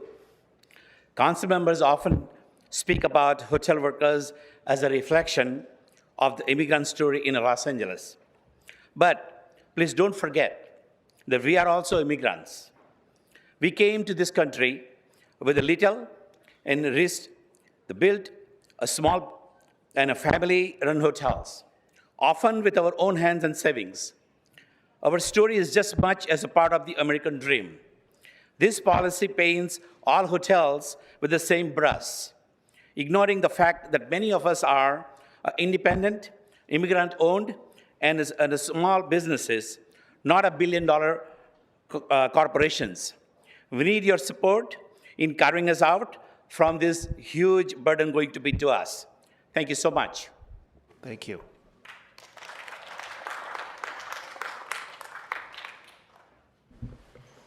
Hello, Speaker. The floor is yours. You have a minute. Thank you. Good morning. My name is Tim Dodd. I'm here to provide public comment and on item 3. I am a licensed and legal cannabis operator. I paid over $8 million in city taxes to the city of Los Angeles, and I employ 200 people who are all USCW certified. How are we supposed to survive as one of 400 licensed stores in Los Angeles when we're forced to compete against 4,000 unlicensed shops with a 40% tax advantage? LA is a mess. The DCR is broken. The apathy shown to us as a licensed and legal industry last night by the Cannabis Commission was appalling. You've heard us, legal operators, equity businesses, community advocates. We've asked for enforcement. We've begged for action. You have done nothing. You've failed our most vulnerable entrepreneurs, our black and brown-owned businesses, the very people your social equity program was supposed to uplift. The city could have led. It's failed. We don't need more reports or task forces. We need action. We need it now. DCR does not need a pay increase.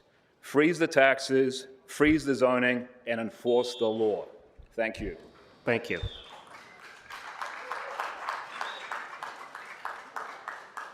Hi, Speaker. Please begin. General public comments on item number 3, please. Item 3 is in the special. We'll get to that later. Right now, it's just general public comment. Gotcha. My name is Christopher Martinez. I'm a social equity stakeholder in District 10. We're just asking for a little bit of respect and your time to listen to us as stakeholders. We're sounding the alarm and need you guys to take corrective action to revive the dying industry that has supported this city by providing 17% of the total business tax revenue when we're a mere 0.3% of the total businesses. For the past 3 months, we've been calling for a collaborative conversation with CRC about the dire state of the local cannabis industry and the urgent need for a tax decrease to keep the industry alive. Instead of engaging with operators on the ground who are struggling to survive, DCR has chosen to create a narrative focused on self-preservation, not common solutions. LA should lead by example. Now DCR is attempting to justify a 147% cost increase, putting that burden on our backs. It's not just a missed opportunity here. DCR and taxes are the knife in our back. We're asking for you to help take it out and heal the wound that is causing. Thank you. Thank you. Before the next speaker begins, I will call more names. Mike Covington, Grace Pickering, Jamie Rodriguez, and Angelica Salas. And when you come up, it doesn't matter what order you speak in, but please don't come up until your name is called. So, Speaker, you have a minute. The floor is yours. My name is Brandon Brinson, the owner of Green Paradise, located at 1119 South La Brea in District 10. That's Heather Hutch District. Council, I'm urging you to vote no on Jason Kill Everybody Killeen fee study. The fee study is they're stealing. This man and his cult at the DCR have stolen every single cent promised to small businesses like mine. His colleague Andrew Westhall just tried to assault me in the hallway because he hates the pressure of what he's done. Y'all have fucked up my business, my family, my life, all because of this stupid ass program y'all told us to be a part of. I share a wall with an illegal store that I tell y'all constantly about that you haven't done shit about yet. None of Jason Killeen's fee study is correct. It's all a lie, just like this social equity scam program. I promise to God, and I pray to God, that Andrew Westhall, Herb Weston, Marquise Harris Dawson, Kat Packer, and Jason Killeen and Imani Brown are all investigated by the FBI for the harm they have caused to the very people this program was meant to help. Thank you.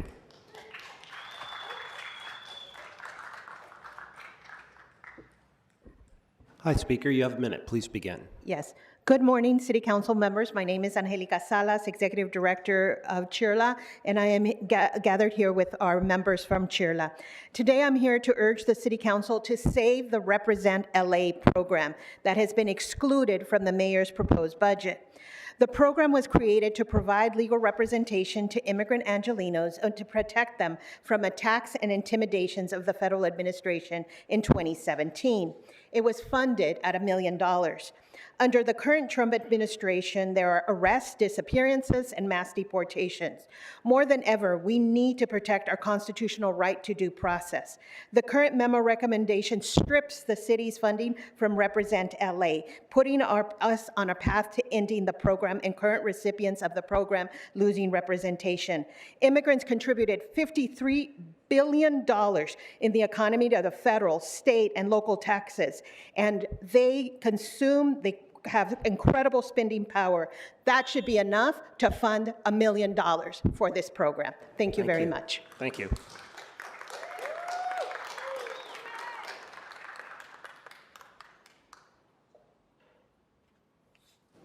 Hi, Speaker. You have a minute. Please begin. Thank you. My name is Jamie Rodriguez. I'm a social equity owner, and my dispensary has been open for a year and a half. I'm here to tell you that there are a lot of issues with how we're regulated. However, the single biggest challenge to operating a dispensary in the city of Los Angeles is the taxes.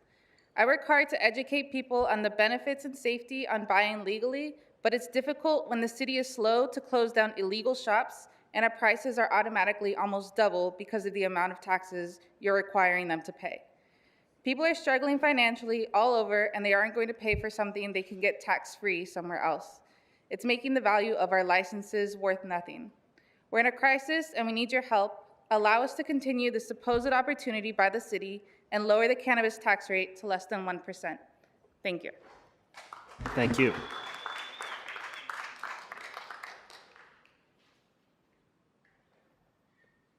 Hi, Speaker. You have a minute. Please begin. Hi, my name is Grace Pickering, and I work at Fig Trees, a licensed social equity dispensary here in our city. I'm here today because I love my job and I care deeply about the community we serve. Fig Trees provides safe access to cannabis, supports equality in this industry, and creates real jobs for real people, including me. But right now, we're struggling to survive under the weight of the overwhelming taxes. If something doesn't change, Fig Trees may be forced to close, and I, along with 10 of our coworkers, will lose our livelihoods. This isn't just about business, it's about people. It's about equity, and it's about the promises made to communities like ours who were meant to have a fair shot in this space. We are asking you to please reconsider the tax structure, give small dispensaries like ours a fighting chance, help us stay open, stay employed, and continue serving the community we are proud to be a part of. Thank you for your consideration. Thank you. Before the next speaker begins, I will call 3 more names: Brandy Brown, Isabel Beltran, Elizabeth Rivera. Hi. The floor is yours. You have a minute, please. Good morning, council members. My name is Mike Corvington. I'm a vertically integrated operator in District 7, represented under Monica Rodriguez. I'm here to urge you to reject the DCR's proposed 133% fee increase. These hikes come with no added value to licensees, no improved services, and no added support or any real reform. I understand the city and the state are facing budget challenges, but raising the fees and taxes on cannabis operators and consumers is not the solution. This approach is driving more businesses out of the legal market and pushing consumers back to the unregulated one. That doesn't help the city. It cuts off tax revenue and creates serious public health risks. What we need is internal accountability. There's been a clear lack of leadership and mismanagement within the agencies that oversee this industry. There's a complete disconnect between the regulators and the stakeholders.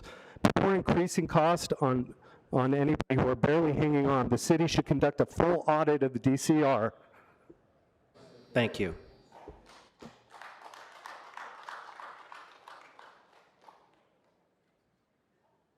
Hi, Speaker. You have a minute. Please begin. Thank you. My name is Brandy Brown. I'm a social equity license holder. I was arrested every year of high school for consuming, and I lost a parent to the prison system under the RICO Act. So I fit the qualifications fully, fulfilled my requirements, and it's been 7 years later, and I have no store, I have no money, and I'm in tax debt, and I've been nothing but preyed upon by bad actors in this space that are allowed to operate freely. I'm left holding the tax bag, and I'm in personal debt. And I have to pay more fees if I want to remain in this business. June the 22nd, I have to pay another $3,500 fee. The fees are excessive. The taxes are ridiculous. No other industry is facing this unfair taxation that the cannabis business is going through. We want the DCR audited, we want them investigated, and we want the DCR dissolved. We want Jason Killeen resigned for waste, fraud, and abuse. Okay, we've been split up twice for a special tax meeting. Thank you. Twice now, thank you. Thank Do you. the right thing.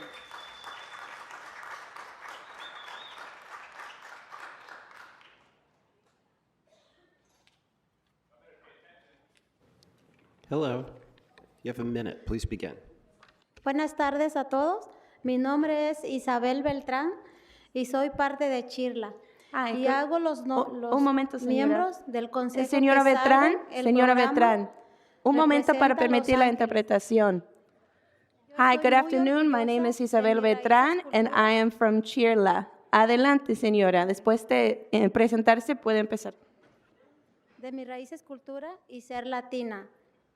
I am Latina en and este I have país. cultural roots Y from más Latin America. orgullosa de ser parte de la comunidad de Los Ángeles. And I am proud to be part of the LA community. Pero en este momento estoy muy decepcionada porque yo recuerdo abogar por este programa desde el 2017. And Y cada I'm very año nos disappointed han because salido at this con la moment, misma. I remember having advocated no saben for cómo this van opportunity ayudar in al programa, representante de 2017. Los Ángeles. So we're asking you to continue Ustedes no saben to lo help feo. to fund this program. Ustedes no saben lo feo que es ser testigo de ver la separación de una familia. Actualmente el programa tiene casos activos y ustedes le quieren quitar. So you don't understand, you haven't witnessed how sad it is, how ugly it is to watch a family be separated. And this program currently still has open cases. Esa reparación que de sección tiene la oportunidad de mantener a familias unidas. And through this reparation, we're able to keep families united and keep them together. Gracias. Thank you. Gracias. Before the next speaker begins, I will call a few more names. Melissa Chameo, Ernesto Ayala, and Judith Serlin.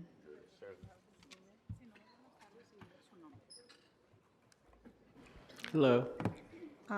Buenas tardes, mi nombre es Elizabeth Rivera, Good afternoon. My name is Elizabeth Rivera.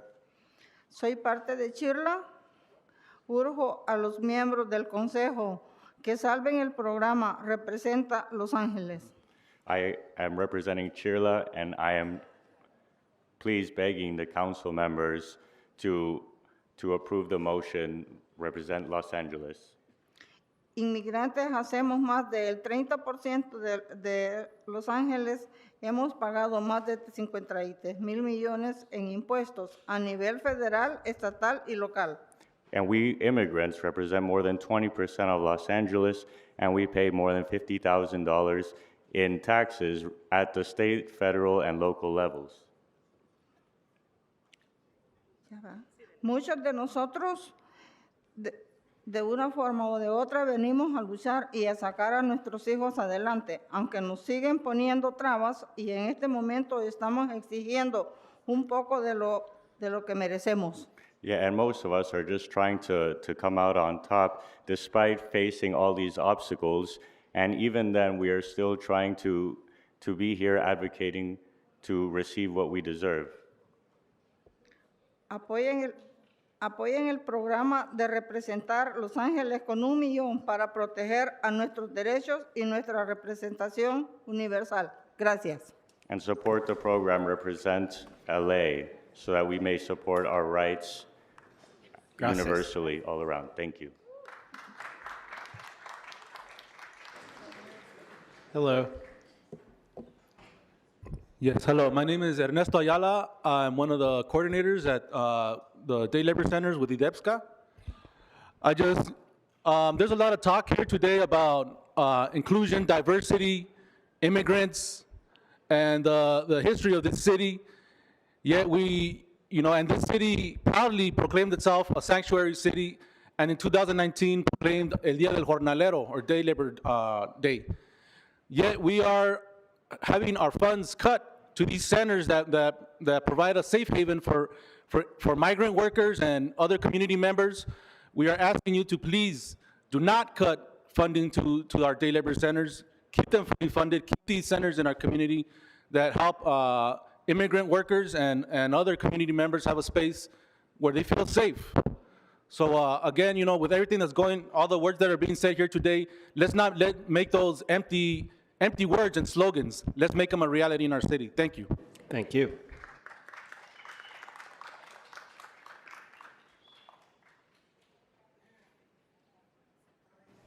Hello. Buenas tardes. Mi nombre es Melissa. Soy trabajadora del hogar. Vengo a pedirles que den fondos para los centros jornaleros. Hello, yes, my name is Melissa. I am a domestic muy worker at the importante Day que Labor Center, and we are asking for you guys to allocate funds to the Day Labor Center. ¿Dónde quedé? Es muy importante que estén abiertos de los servicios, especialmente en este momento, que lo que necesitamos. It's very important for these resource centers to stay open so that our services may continue, so that we may receive these services as well. Para poder pagar la renta y los gastos de la casa To be able to pay our rent and our living expenses y para sobrevivir. and to survive. Gracias. Gracias. Thank you. Hello. Hi, my name is Judith Serlin, and I'm with the Teamsters. I recognize the crossing guards in the room and those who are out at the work site. Crossing guards help children and their caregivers negotiate busy streets. They save lives. They're also a really important part of the neighborhood safety fabric, and they play an important role in public safety. Mayor Bass, when she provided budget and finance with instructions, said to address cost and minimize layoffs. The Budget and Finance Committee's proposal includes laying off 460 crossing guards in order to save 97 traffic officers and 54 vacant positions. Someone got the math wrong. So let's talk cost. The department has said that traffic officers will be able to do the work performed by crossing guards. Crossing guards are part-time, non-benefited employees. Traffic officers are full-time benefited. Again, you need to look at the math. Thank you for your time. Thank you.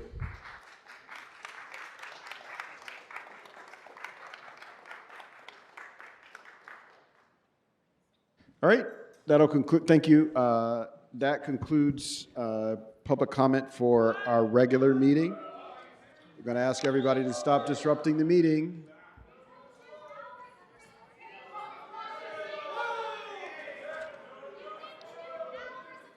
All right, Mr. Clerk, we're going to recess the regular meeting.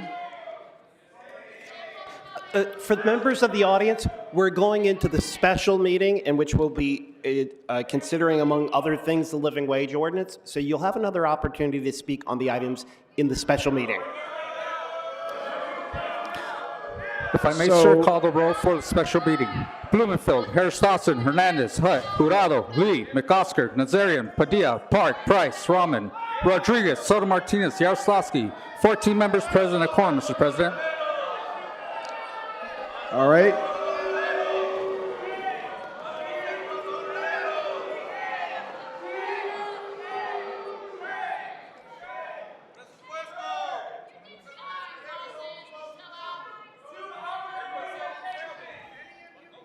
All right, we're going to proceed with our business this morning. What's next, Mr. Clerk?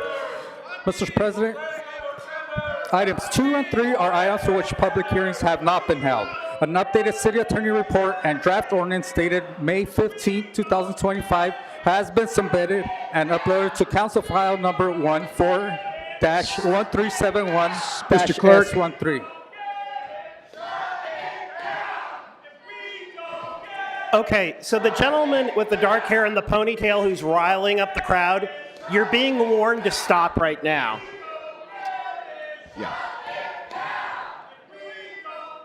I believe it's Mr. Segura Bollinger.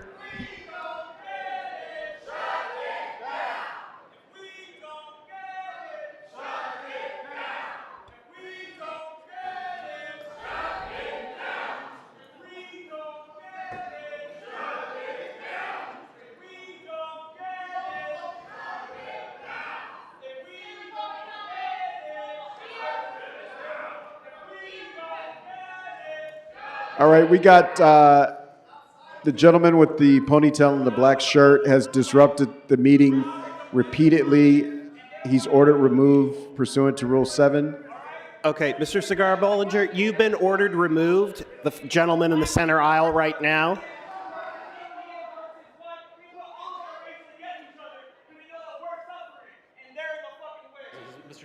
Mr. Segura, you've been ordered to leave quietly. You've been ordered removed from the meeting. Please leave quietly now.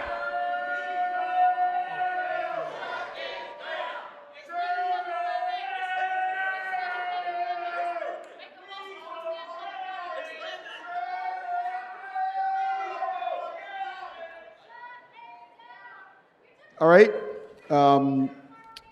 We have Ms. Bollinger. This is your second and last warning. Any further disruption, you will be removed from the meeting. Now we will begin public comment and hear from the public on items 2 and 3 in the special meeting.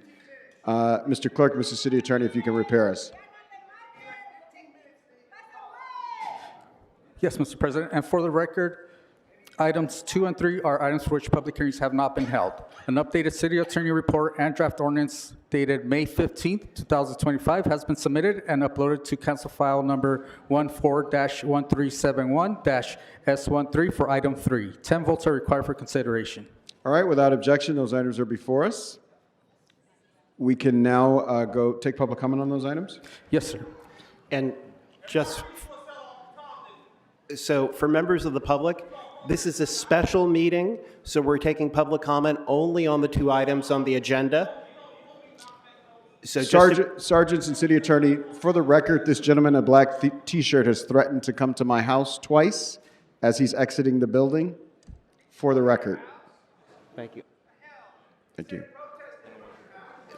So, Mr. Kwan, so just to be clear for the members of the public, the items before us are item 2, which is an assertion of jurisdiction under Charter Section 245 of the Board of Fire Commissioners Clean Air Harbor Environmental Services Agreement. And item 3 is an ordinance first consideration and city attorney report relative to the living wage ordinance and hotel worker minimum wage ordinance, and adding and amending to the municipal code regarding increased wages and health care benefits provided to hotel and airport workers in the city. So when your name is called, please let us know which or both of the 2 items you want to speak on. You have 1 minute per item to speak. There is no general public comment, so you must speak to either or both of these items. You have 1 minute per item maximum. All right, and just for the record, folks, we're going to be taking 15 minutes of public comment on this, so when your name is called, please come up expeditiously and give your testimony so we can get to as many speakers as we can in our 15-minute allotted time. Vanessa Cano, Marisol Claro, Johnny G.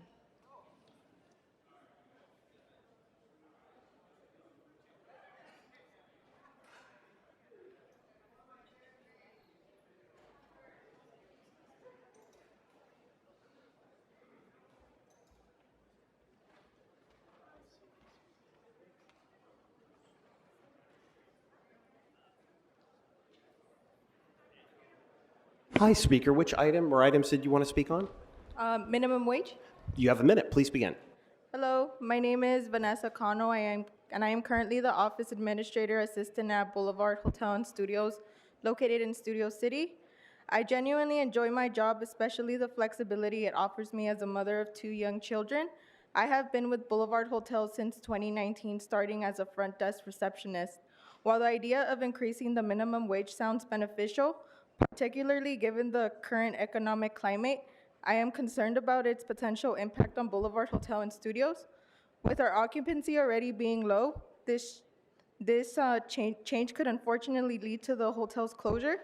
Alternatively, to manage increased labor costs, the company might be forced to reduce staff, which could mean the loss of my position and the difficulty of finding another job that offers the same crucial flexibility I need for my family. Thank you for your time. Thank you.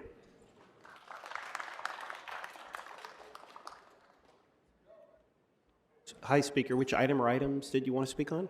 Item number 3, minimum wage. You have a minute. Please begin. Thank you. My name is Marisol Claro. I am with Boulevard Hotel and Studios. I am the general manager. I've been with them since 2011.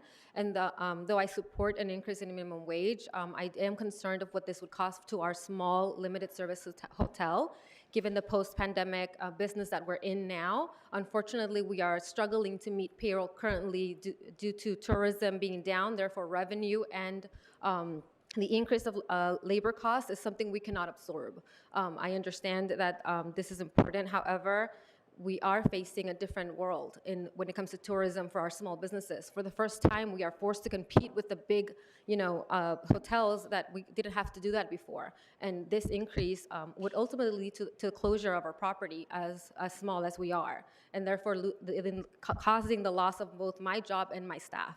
Thank you for your time. Thank you for coming down. One of my 10 names because I can't be called by Candido. Item 3, sir. Please go ahead. Thank you, sir. Here we have those who dream, immigrants who come here and build and learn and change. Over here we have the immigrants who work hard. But you're not learning enough. You need to learn more. But don't depend on them. Don't depend on them. Because they're only organizers. They're the people that supposedly represent you. But look what they do here. Look what they do here. You've brought so much disgrace to this city with the corruption, with Martinez, with others who have degraded this city. So thank you, those of you who are immigrants, who have come on both sides and who are building this city and making this a greater place to live. Thank both of you. Thank you, Mr. Morris. Rob Kwan, Joe M., Nareesh Bhakta.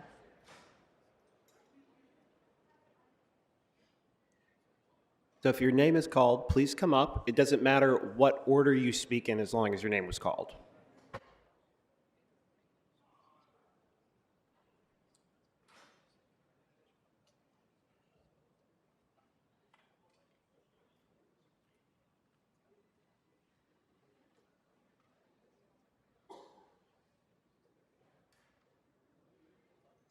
Hello, Mr. Kwan. Which item or items did you want to speak to? Just the special. Go ahead. I wonder what happened. What happened on Wednesday? Why are we here? Why are we doing a do-over? And why is Fauble in the big chair and not Grote? Did something happen? I mean, we just saw Marquise shut down public comment after 20 minutes. He's going to give you 15 minutes right now. Well, this is not somebody who likes public comment. He would not reopen public comment for no damn reason. So, I wonder, is anybody around the horseshoe going to talk about it? Are we going to do anything about this? I mean, you might not care about public comment, but when it comes to the Brown Act, you can really get into some trouble when you mess things up like this. And what was the rush? Very, very interesting. I'll just end by saying I'm happy to see the appointments, but they better be on the agenda that comes out this afternoon, or else you know what's going to happen. Okay, thank you. Brian Shaw, Laura Esquivel, Christopher Martinez.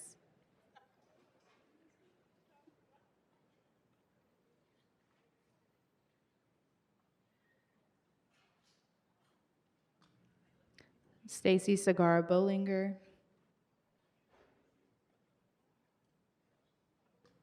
Candido. Hello. Hola. Buenas tardes. ¿Sobre cuáles puntos quiere hablar? Sobre el salario olímpico. The Olympic wage. Adelante. Okay. Como saben ustedes, mi nombre es Laura Esquivel y trabajo en el aeropuerto de Los Ángeles. Yes, as many of you know, my name is Laura Esquivel and I work at LAX Airport. Estoy aquí una vez más para darles y agradecerles a las personas que votaron por nosotros. I am once again here to give to give a thank you to all the people who voted for us. Y darles gracias porque esto se llevó a cabo y se hizo justicia para los trabajadores del aeropuerto. And thank them because this was carried out and justice was given for the airport workers of Los Angeles. Estamos una vez más aquí We are once again here dando gracias por el gran cambio que hicieron y por la justicia que se hizo hacia nosotros los trabajadores. We are here saying thank you to you for the big change that was made giving justice to all the workers. Aunque algunas personas que ya sabemos quiénes no estuvieron de acuerdo.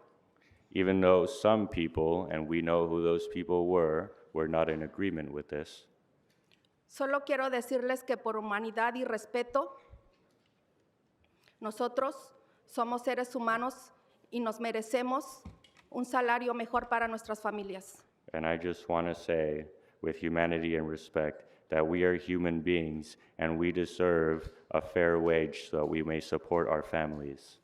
Un mejor cuidado médico, And better medical coverage, ya que nosotros somos los que estamos enfrente because we are the ones in the front lines y nosotros hacemos que el aeropuerto funcione. and we make the airport function. Gracias y que Dios los bendiga. Thank you and God bless Gracias. you all. Ishman Baber, Ray Patel, Kishan H., Johnny G. Hi, which items did you want to speak on? 2 or 3, but I'll probably be about 20 seconds. Okay, please go ahead. Counselors, this is more directed to you. There's issues going on, are not accommodating individuals in the public, in the horseshoe. And I'll send you an email accordingly, unless you want Mr. Grote to be the lead on this or someone else.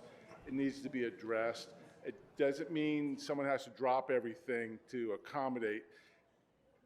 There just needs a different process because there's certain deputies with certain council offices that think that the ADA is exempt from public government, Okay. and that needs to stop. Send me an email, please. Okay, thank you, councils.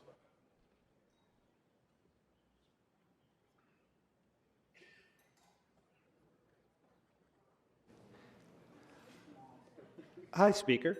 Which item or items did you want to speak on? I'm going to speak on 1 and 3. One was in the regular meeting, but you've got 3 on the living wage stuff, so we'll give you a minute. Please go ahead. Okay, thank you. Thank you very much. My name is Ishman Baber, social equity dispensary owner here in the city of Los Angeles. Hi, Ms. Hunt. I live in your district. Sir, you know who I am. You know, you guys sit here, you guys act like the people don't mean nothing, but we're the ones who put you where you are. So, Speaker, sorry to do this to you, but the only items that are open for public comment now are the assertion of jurisdiction of fire commissioners and the living wage ordinance regarding hotels and the airport. Do you want to speak to either of those? No, but I just want them to know that I see how they all are. Thank you. Thank you. And we will be voting you out. You know who you are. I'm District 10, huh?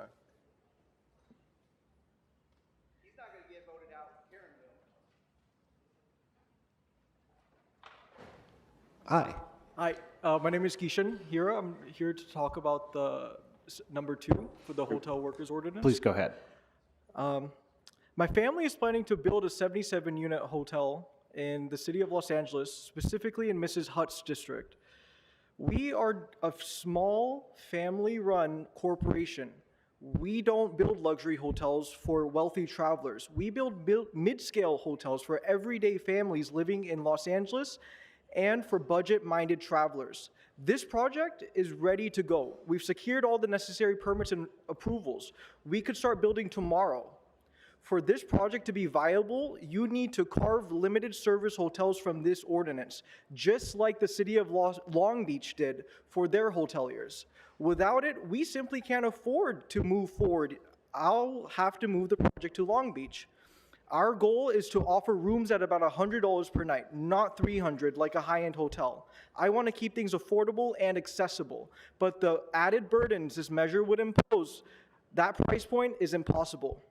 Thank you. Thank you. Armando Munoz, Bobby J. Maria Gutierrez.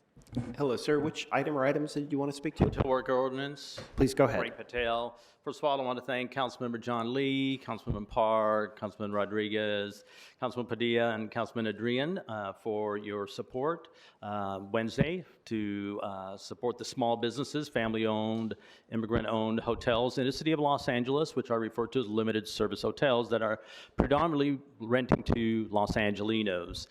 Today, we're here to ask again for you to consider on this reading a carve-out for the limited service hotels. The similar ask that we had in Long Beach, and a city south of here, I believe it's the 5th largest in LA County, that also caters to tourist hotels, convention business, arts districts, beautiful city. Their city council and the mayor recognized the fact that their limited service hotels cater to their citizenry. And they wanted to make sure that they supported the small business ownership there, and they carved them out. We asked you to still consider carving out the limited service hotels, especially today when you're serving so many immigrant communities here in Los Angeles. Thank you, Speaker. Hi, which item or items did you want to speak to? Item 3, minimum wage. Thank you. Please go ahead. First of all, Mr. Marquise, want to say thank you on behalf of all the people that live in your district. This living wage that's going to pass is going to impact because we can no longer live in our cities. Yesterday was a historic day. Y'all should have been here. Y'all missed it. And I just want to say that we need to move forward. We can no longer wait because the increases that's coming right here in the city, and we're getting kicked out of the city. So this is a reason why we need to pass this wage. We've been waiting it for the past 2 years. So let there be no more amendments. Let there be no more holdups. The study has shown that when you invest in Angelinos, the Angelinos is going to invest back in the city because this money is going to go back to the city. So thank you very much, city council members, for your leadership yesterday. We just made history. Thank you. Thank you. All right, that concludes public comment for the special meeting. Mr. Clerk, what item is before us? Mr. President, items 2 and 3 are before council. Would council members wish to call any of these items special? Well, I will have both of them. Well, we'll call 2 special, which leaves 3 on its own. And we'll consider item number 2 at this time. Yes, sir. All right, and we'll begin with Mr. McCosker. Thank you very much, Mr. President. Thank you, members. Item 2 is very troubling to me, actually. Some weeks ago, you were very kind, all of you, to consider what we were going to do with the fire department's proposal to go with something called Clean Harbors for a 5-year contract, multi-million-dollar value. I was concerned about them because of their labor practices and their concerns about some of their environmental practices, although I didn't have anything specific, which is why I asked the department whether they had any violations of health and safety within the city. And we got a report in April saying Clean Harbors has been contracting with the city for over 20 years and has not had any recent health and safety issues occurring within the city. They have been certified as an LBE and have 3 branch locations within the city, one of which is in Wilmington.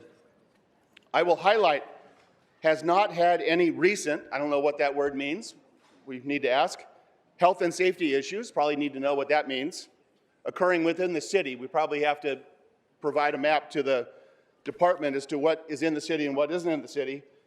Because after that action, I began getting concern calls from my constituents, and they wanted to know if I was aware or had concern about Rob Bonta's complaint for civil penalties and injunctive relief by the people of the state of California and the executors of the different departments, against Clean Harbors Wilmington, LLC, a limited liability company, Clean Harbors Environmental Services, a corporation, and Clean Harbors, Inc., a corporation, that was filed in 2021 and was active litigation based on violations of health and safety in the city of Wilmington at a site which the address is 1737 East Denny Street, Wilmington, California. If there's any ambiguity for the police department, for the fire department, Denny Street is in Wilmington, California. It's within a few blocks. It's a site within a few blocks of a park. It's within a couple blocks of a mobile home park and residences. It is surrounded by children who try to walk to a rec center. And the inspections by DTSC found a number of violations at this site. Again, it's back in 2021, but it was a series of violations that resulted in a piece of litigation for a cause of action for failure to comply with the hazardous waste permit, health and safety codes of many variety. A second cause of action, again, for the facility in Wilmington, and query whether 2021 is recent, failure to properly maintain the containment system that keeps the toxic materials on the site. A third cause of action for failure to record properly the materials which are contained on the site. And a fourth cause of action, unlawful storage of incompatible wastes together, creating enough of a dangerous condition that this litigation was filed. It was pursued pretty vigorously, and I will say that it has resulted in a final judgment. Query whether January is recent, January of this year. It resulted in a final judgment on these various causes of action where hazardous materials stored in Wilmington were not properly labeled, were mixed, the berms were broken, the asphalt at the site is broken, allowing materials to seep into the ground to the surrounding properties, which include residential, recreational properties. And in the stipulated final judgment, just in case folks want to come forward and say, well, nothing came of it because it was settled, the parties agreed that the violations alleged in the complaint are admitted and deemed proven for any purposes by DTSC. Such purposes may include seeking enhancement penalties to show a pattern and a course of conduct and a history of noncompliance. So, members, what happened was I made a mistake. When I got a sentence from the fire department that said there is no recent violations in the city of Los Angeles, I did what should otherwise be reasonable. I believed them. They're either going to tell us 2021 to 2025 is not recent, or they're going to tell us that mixing materials at the site and not containing them and overloading bins is not a health code violation, or they're going to tell me that Wilmington is not in the city of Los Angeles. You pick one. One of those has to be true for you to have told me the truth. One of those has to be true. Otherwise, probably the second biggest fib I've gotten from the fire department in the past week. I'm going to ask you, members, for us to assert jurisdiction. If this happened somewhere else in the city, if this happened in your district, I'd be behind you. If it happened in the valley, I'd be with you. If it happened in the nice part of the valley, I'd be with you. If it happened on the west side, I'd be with you. It happened in Wilmington, and it happens over and over and over and over again in Wilmington. And you know who's doing it to us? Not some company offshore, the fire department. Enough.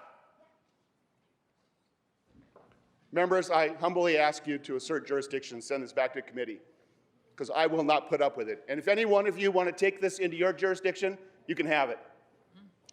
Councilmember Blumenfield.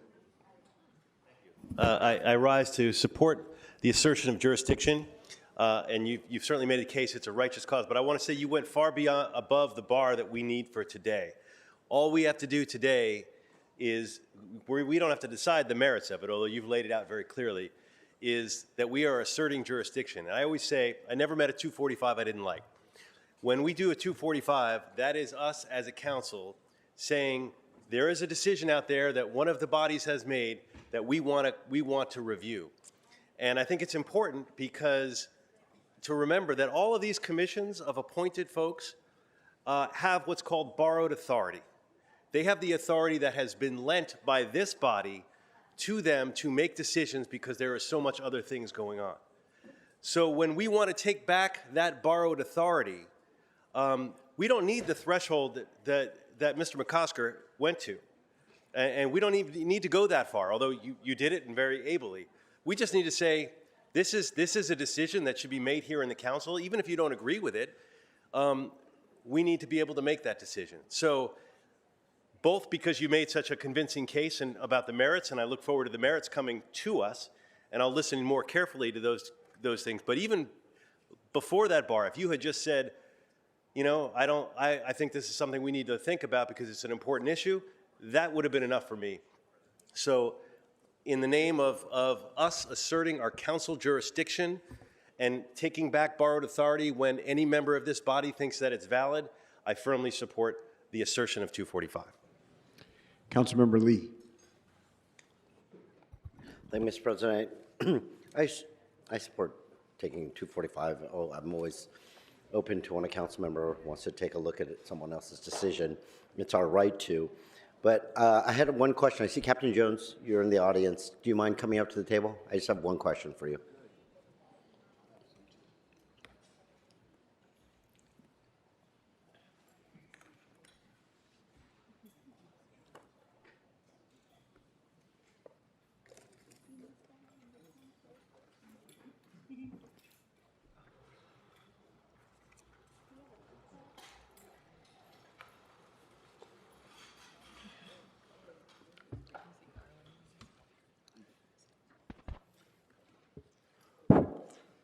Ryan Jones, Captain 2, Los Angeles Fire Department. How you doing, sir?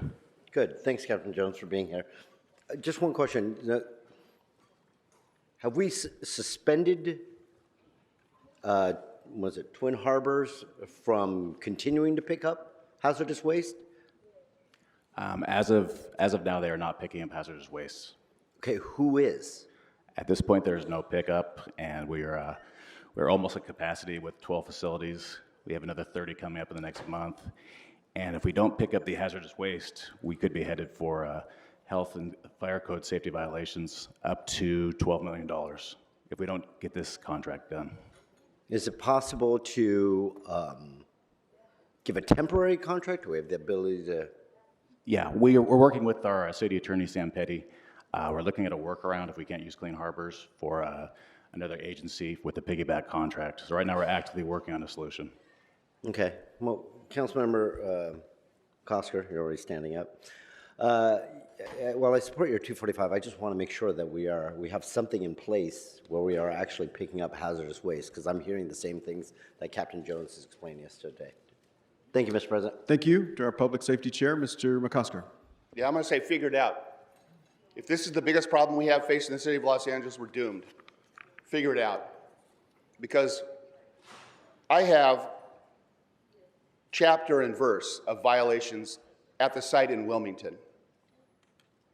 And I am not going to stand by some assertion that the quality of life at a firehouse is more important than the quality of life for a resident in the city of Wilmington.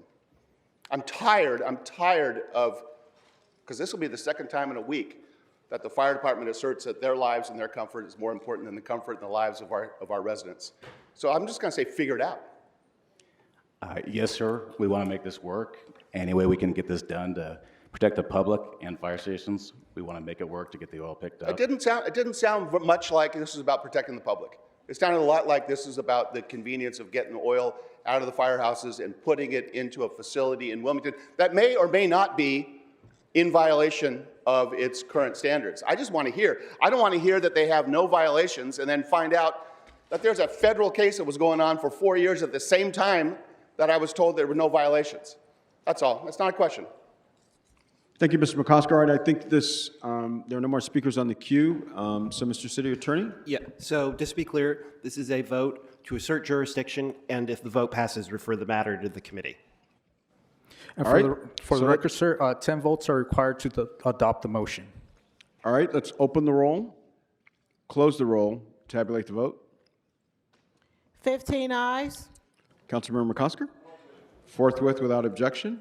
Thank you. All right, Mr. Clerk, what's next? The council may now consider item 3. All right, item 3 is before us. This is a revote of the vote that we took on Wednesday. I don't see any speakers on the queue. So let's. Mr. President, if I may, sir, a Yes, sir. motion is needed to adopt the updated ordinance dated May 15th, 2025. All right, let's open the roll on updating. Is there a motion for this, sir? I move that we update the motion. Is there a second? Councilmember Jurado?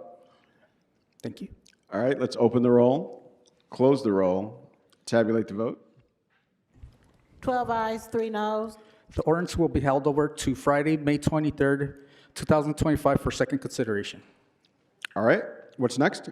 Would council like to adjourn the special meeting and reconvene the regular meeting, sir? All right, we're adjourned and reconvene. And if I may Please call the roll. Bloomfield, Harris Dawson, Hernandez, Hutt, Jurado, Lee, McOsker, Nazarian, Padilla, Park, Price, Rahman, Rodriguez, Soto Martinez, Yaroslavsky. 15 members present and a quorum, Mr. President. All right, what's next? Council has motions for posting and referral. They are posted and referred. Before we begin announcements, Budget and Finance will begin at 1:30 in John Ferraro Chambers in here at 1:30. Any other announcements, members? All right, seeing no announcements, I have an announcement. I'll ask everybody under the sound of my voice to receive an invitation to the grand opening of the Rail-to-Rail Active Transportation Corridor. It's a transportation corridor that goes along the old Slauson Railroad in the 9th Council District and in the 8th Council District all the way over to Wilmington. This is a $166 million active transport project that got started by Chairman of the Metro Board, Mark Ridley Thomas, back in 2012. It's a bike path, a walk path, a green path throughout South LA that connects the two rail lines, the Blue Line and the K Line. So we look forward to seeing you all for the celebration tomorrow. All right, seeing no other announcements, I'll ask everybody in the chambers to rise for adjourning motions.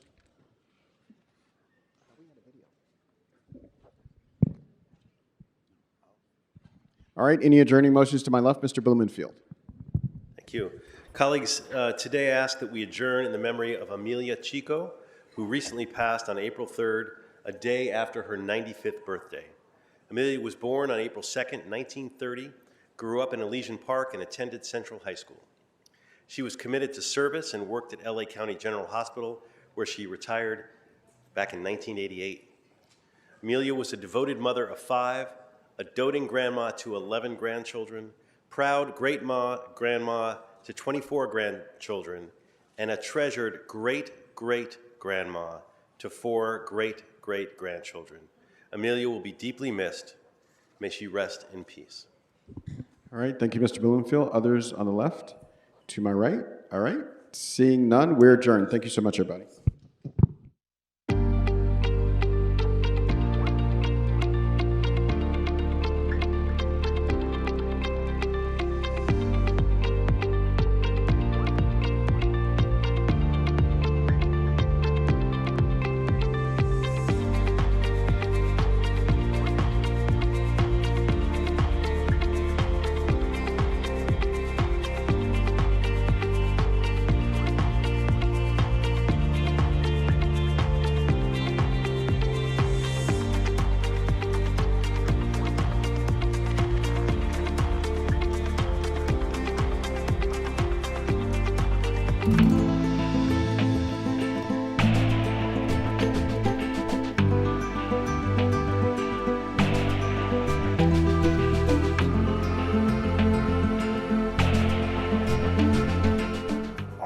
Huge community events that have a way of bringing communities together.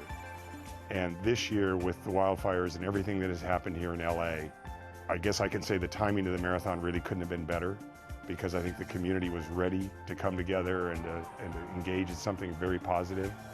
And that was felt all along our race course. The crowds were bigger than we've ever had before. The number of runners that we had was as big as we've ever had. So by every metric, the race was fantastic this year. How is the route determined? Over the years, the route's had a number of evolutions. Yes. In its early year, it was a downtown course. Right. And then one of the improvements that was made is to change the route to a course that we called Stadium to the Sea. It started at Dodger Stadium and finished in Santa Monica. That course was very well received. The next course change that we made was 2021. The course was changed from Stadium to the Stars, where it now finishes at Avenue of the Stars and Santa Monica Boulevard in Century City. It is a tour of LA like no other. There's no stoplights, nothing slowing you down. You go straight from Dodger Stadium out to Century City. We think it has a lot of things that we weren't able to offer in Santa Monica. Our crowd support at the finish line is incredible, way beyond anything the race has ever received in the past. And that's all part of the experience. When you get to the finish line, you want a live, vibrant, exciting finish line because you've accomplished something really great. I mean, keep in mind that only 1% of the population ever runs a marathon. Really? So it is a significant accomplishment. How do you manage the issue of people with altered abilities that make them either in a wheelchair or some other device that they need to be able to do this? What's their event? Okay, so since 1986, we've run a wheelchair division in the marathon. We were one of the pioneers of wheelchair racing in the country. And so we've had our wheelchair division, which is really, it's a pro race, and there's prize money available. And then we have a exhibition division, which is what we call hand cranks. It's a three-wheeled wheelchair, but the way it's propelled is with your arms, and there's a gear. It's a little bit more like a bicycle. Right. There's quite a bit of participation in that division. If someone wanted to participate in the LA Marathon, first of all, I imagine sign up early, but nonetheless, what's the best way? LAmarathon.com. Thanks a lot, Murphy. Thank you.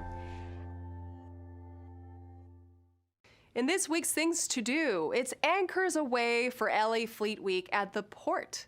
Catch some Filipino-American indie music at the library and enjoy a Memorial Day concert with the 1st Marine Division Band. All this up next on Things to Do.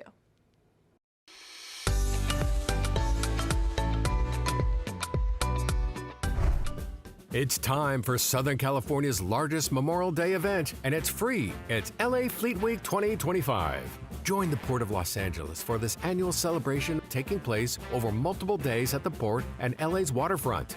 Events include active duty ship tours, live entertainment, aircraft flyovers, military displays, and friendly competitions like the Galley Wars Culinary Cook-Off.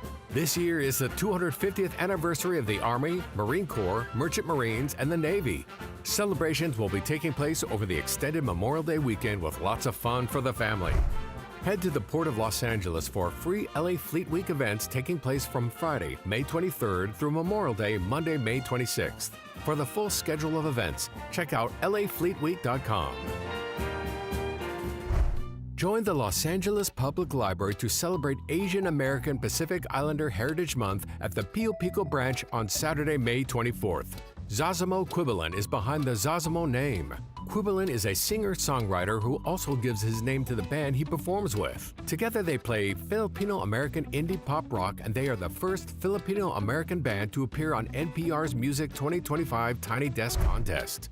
Enjoy a unique musical performance in Tagalog at the Pio Pico Library branch on Saturday, May 24th at 3 p.m. For more information, visit lapl.org/events. As part of LA Fleet Week, Councilwoman Monica Rodriguez invites everyone to enjoy a Memorial Day concert in the park on Sunday, May 25th. The concert will feature the 1st Marine Division Band, which is the regional military band of the U.S. Marine Corps at Camp Pendleton. Other live entertainment will also take place, and there will be a Veterans Resource Fair on site. Head to Brand Park in Mission Hills to hear this Memorial Day concert in the park taking place on Sunday, May 25th at 11 a.m. For more information, visit cd7.lacity.gov/events. And that's a look at some things to do.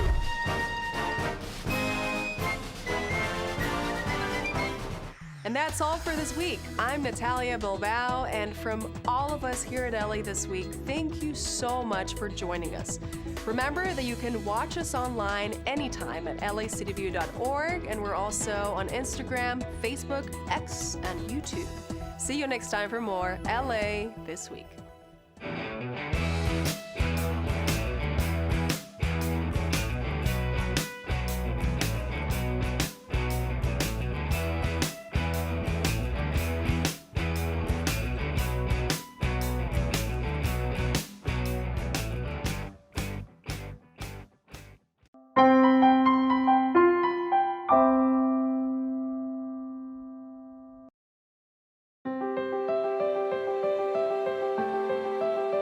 You're arriving at Los Angeles International Airport.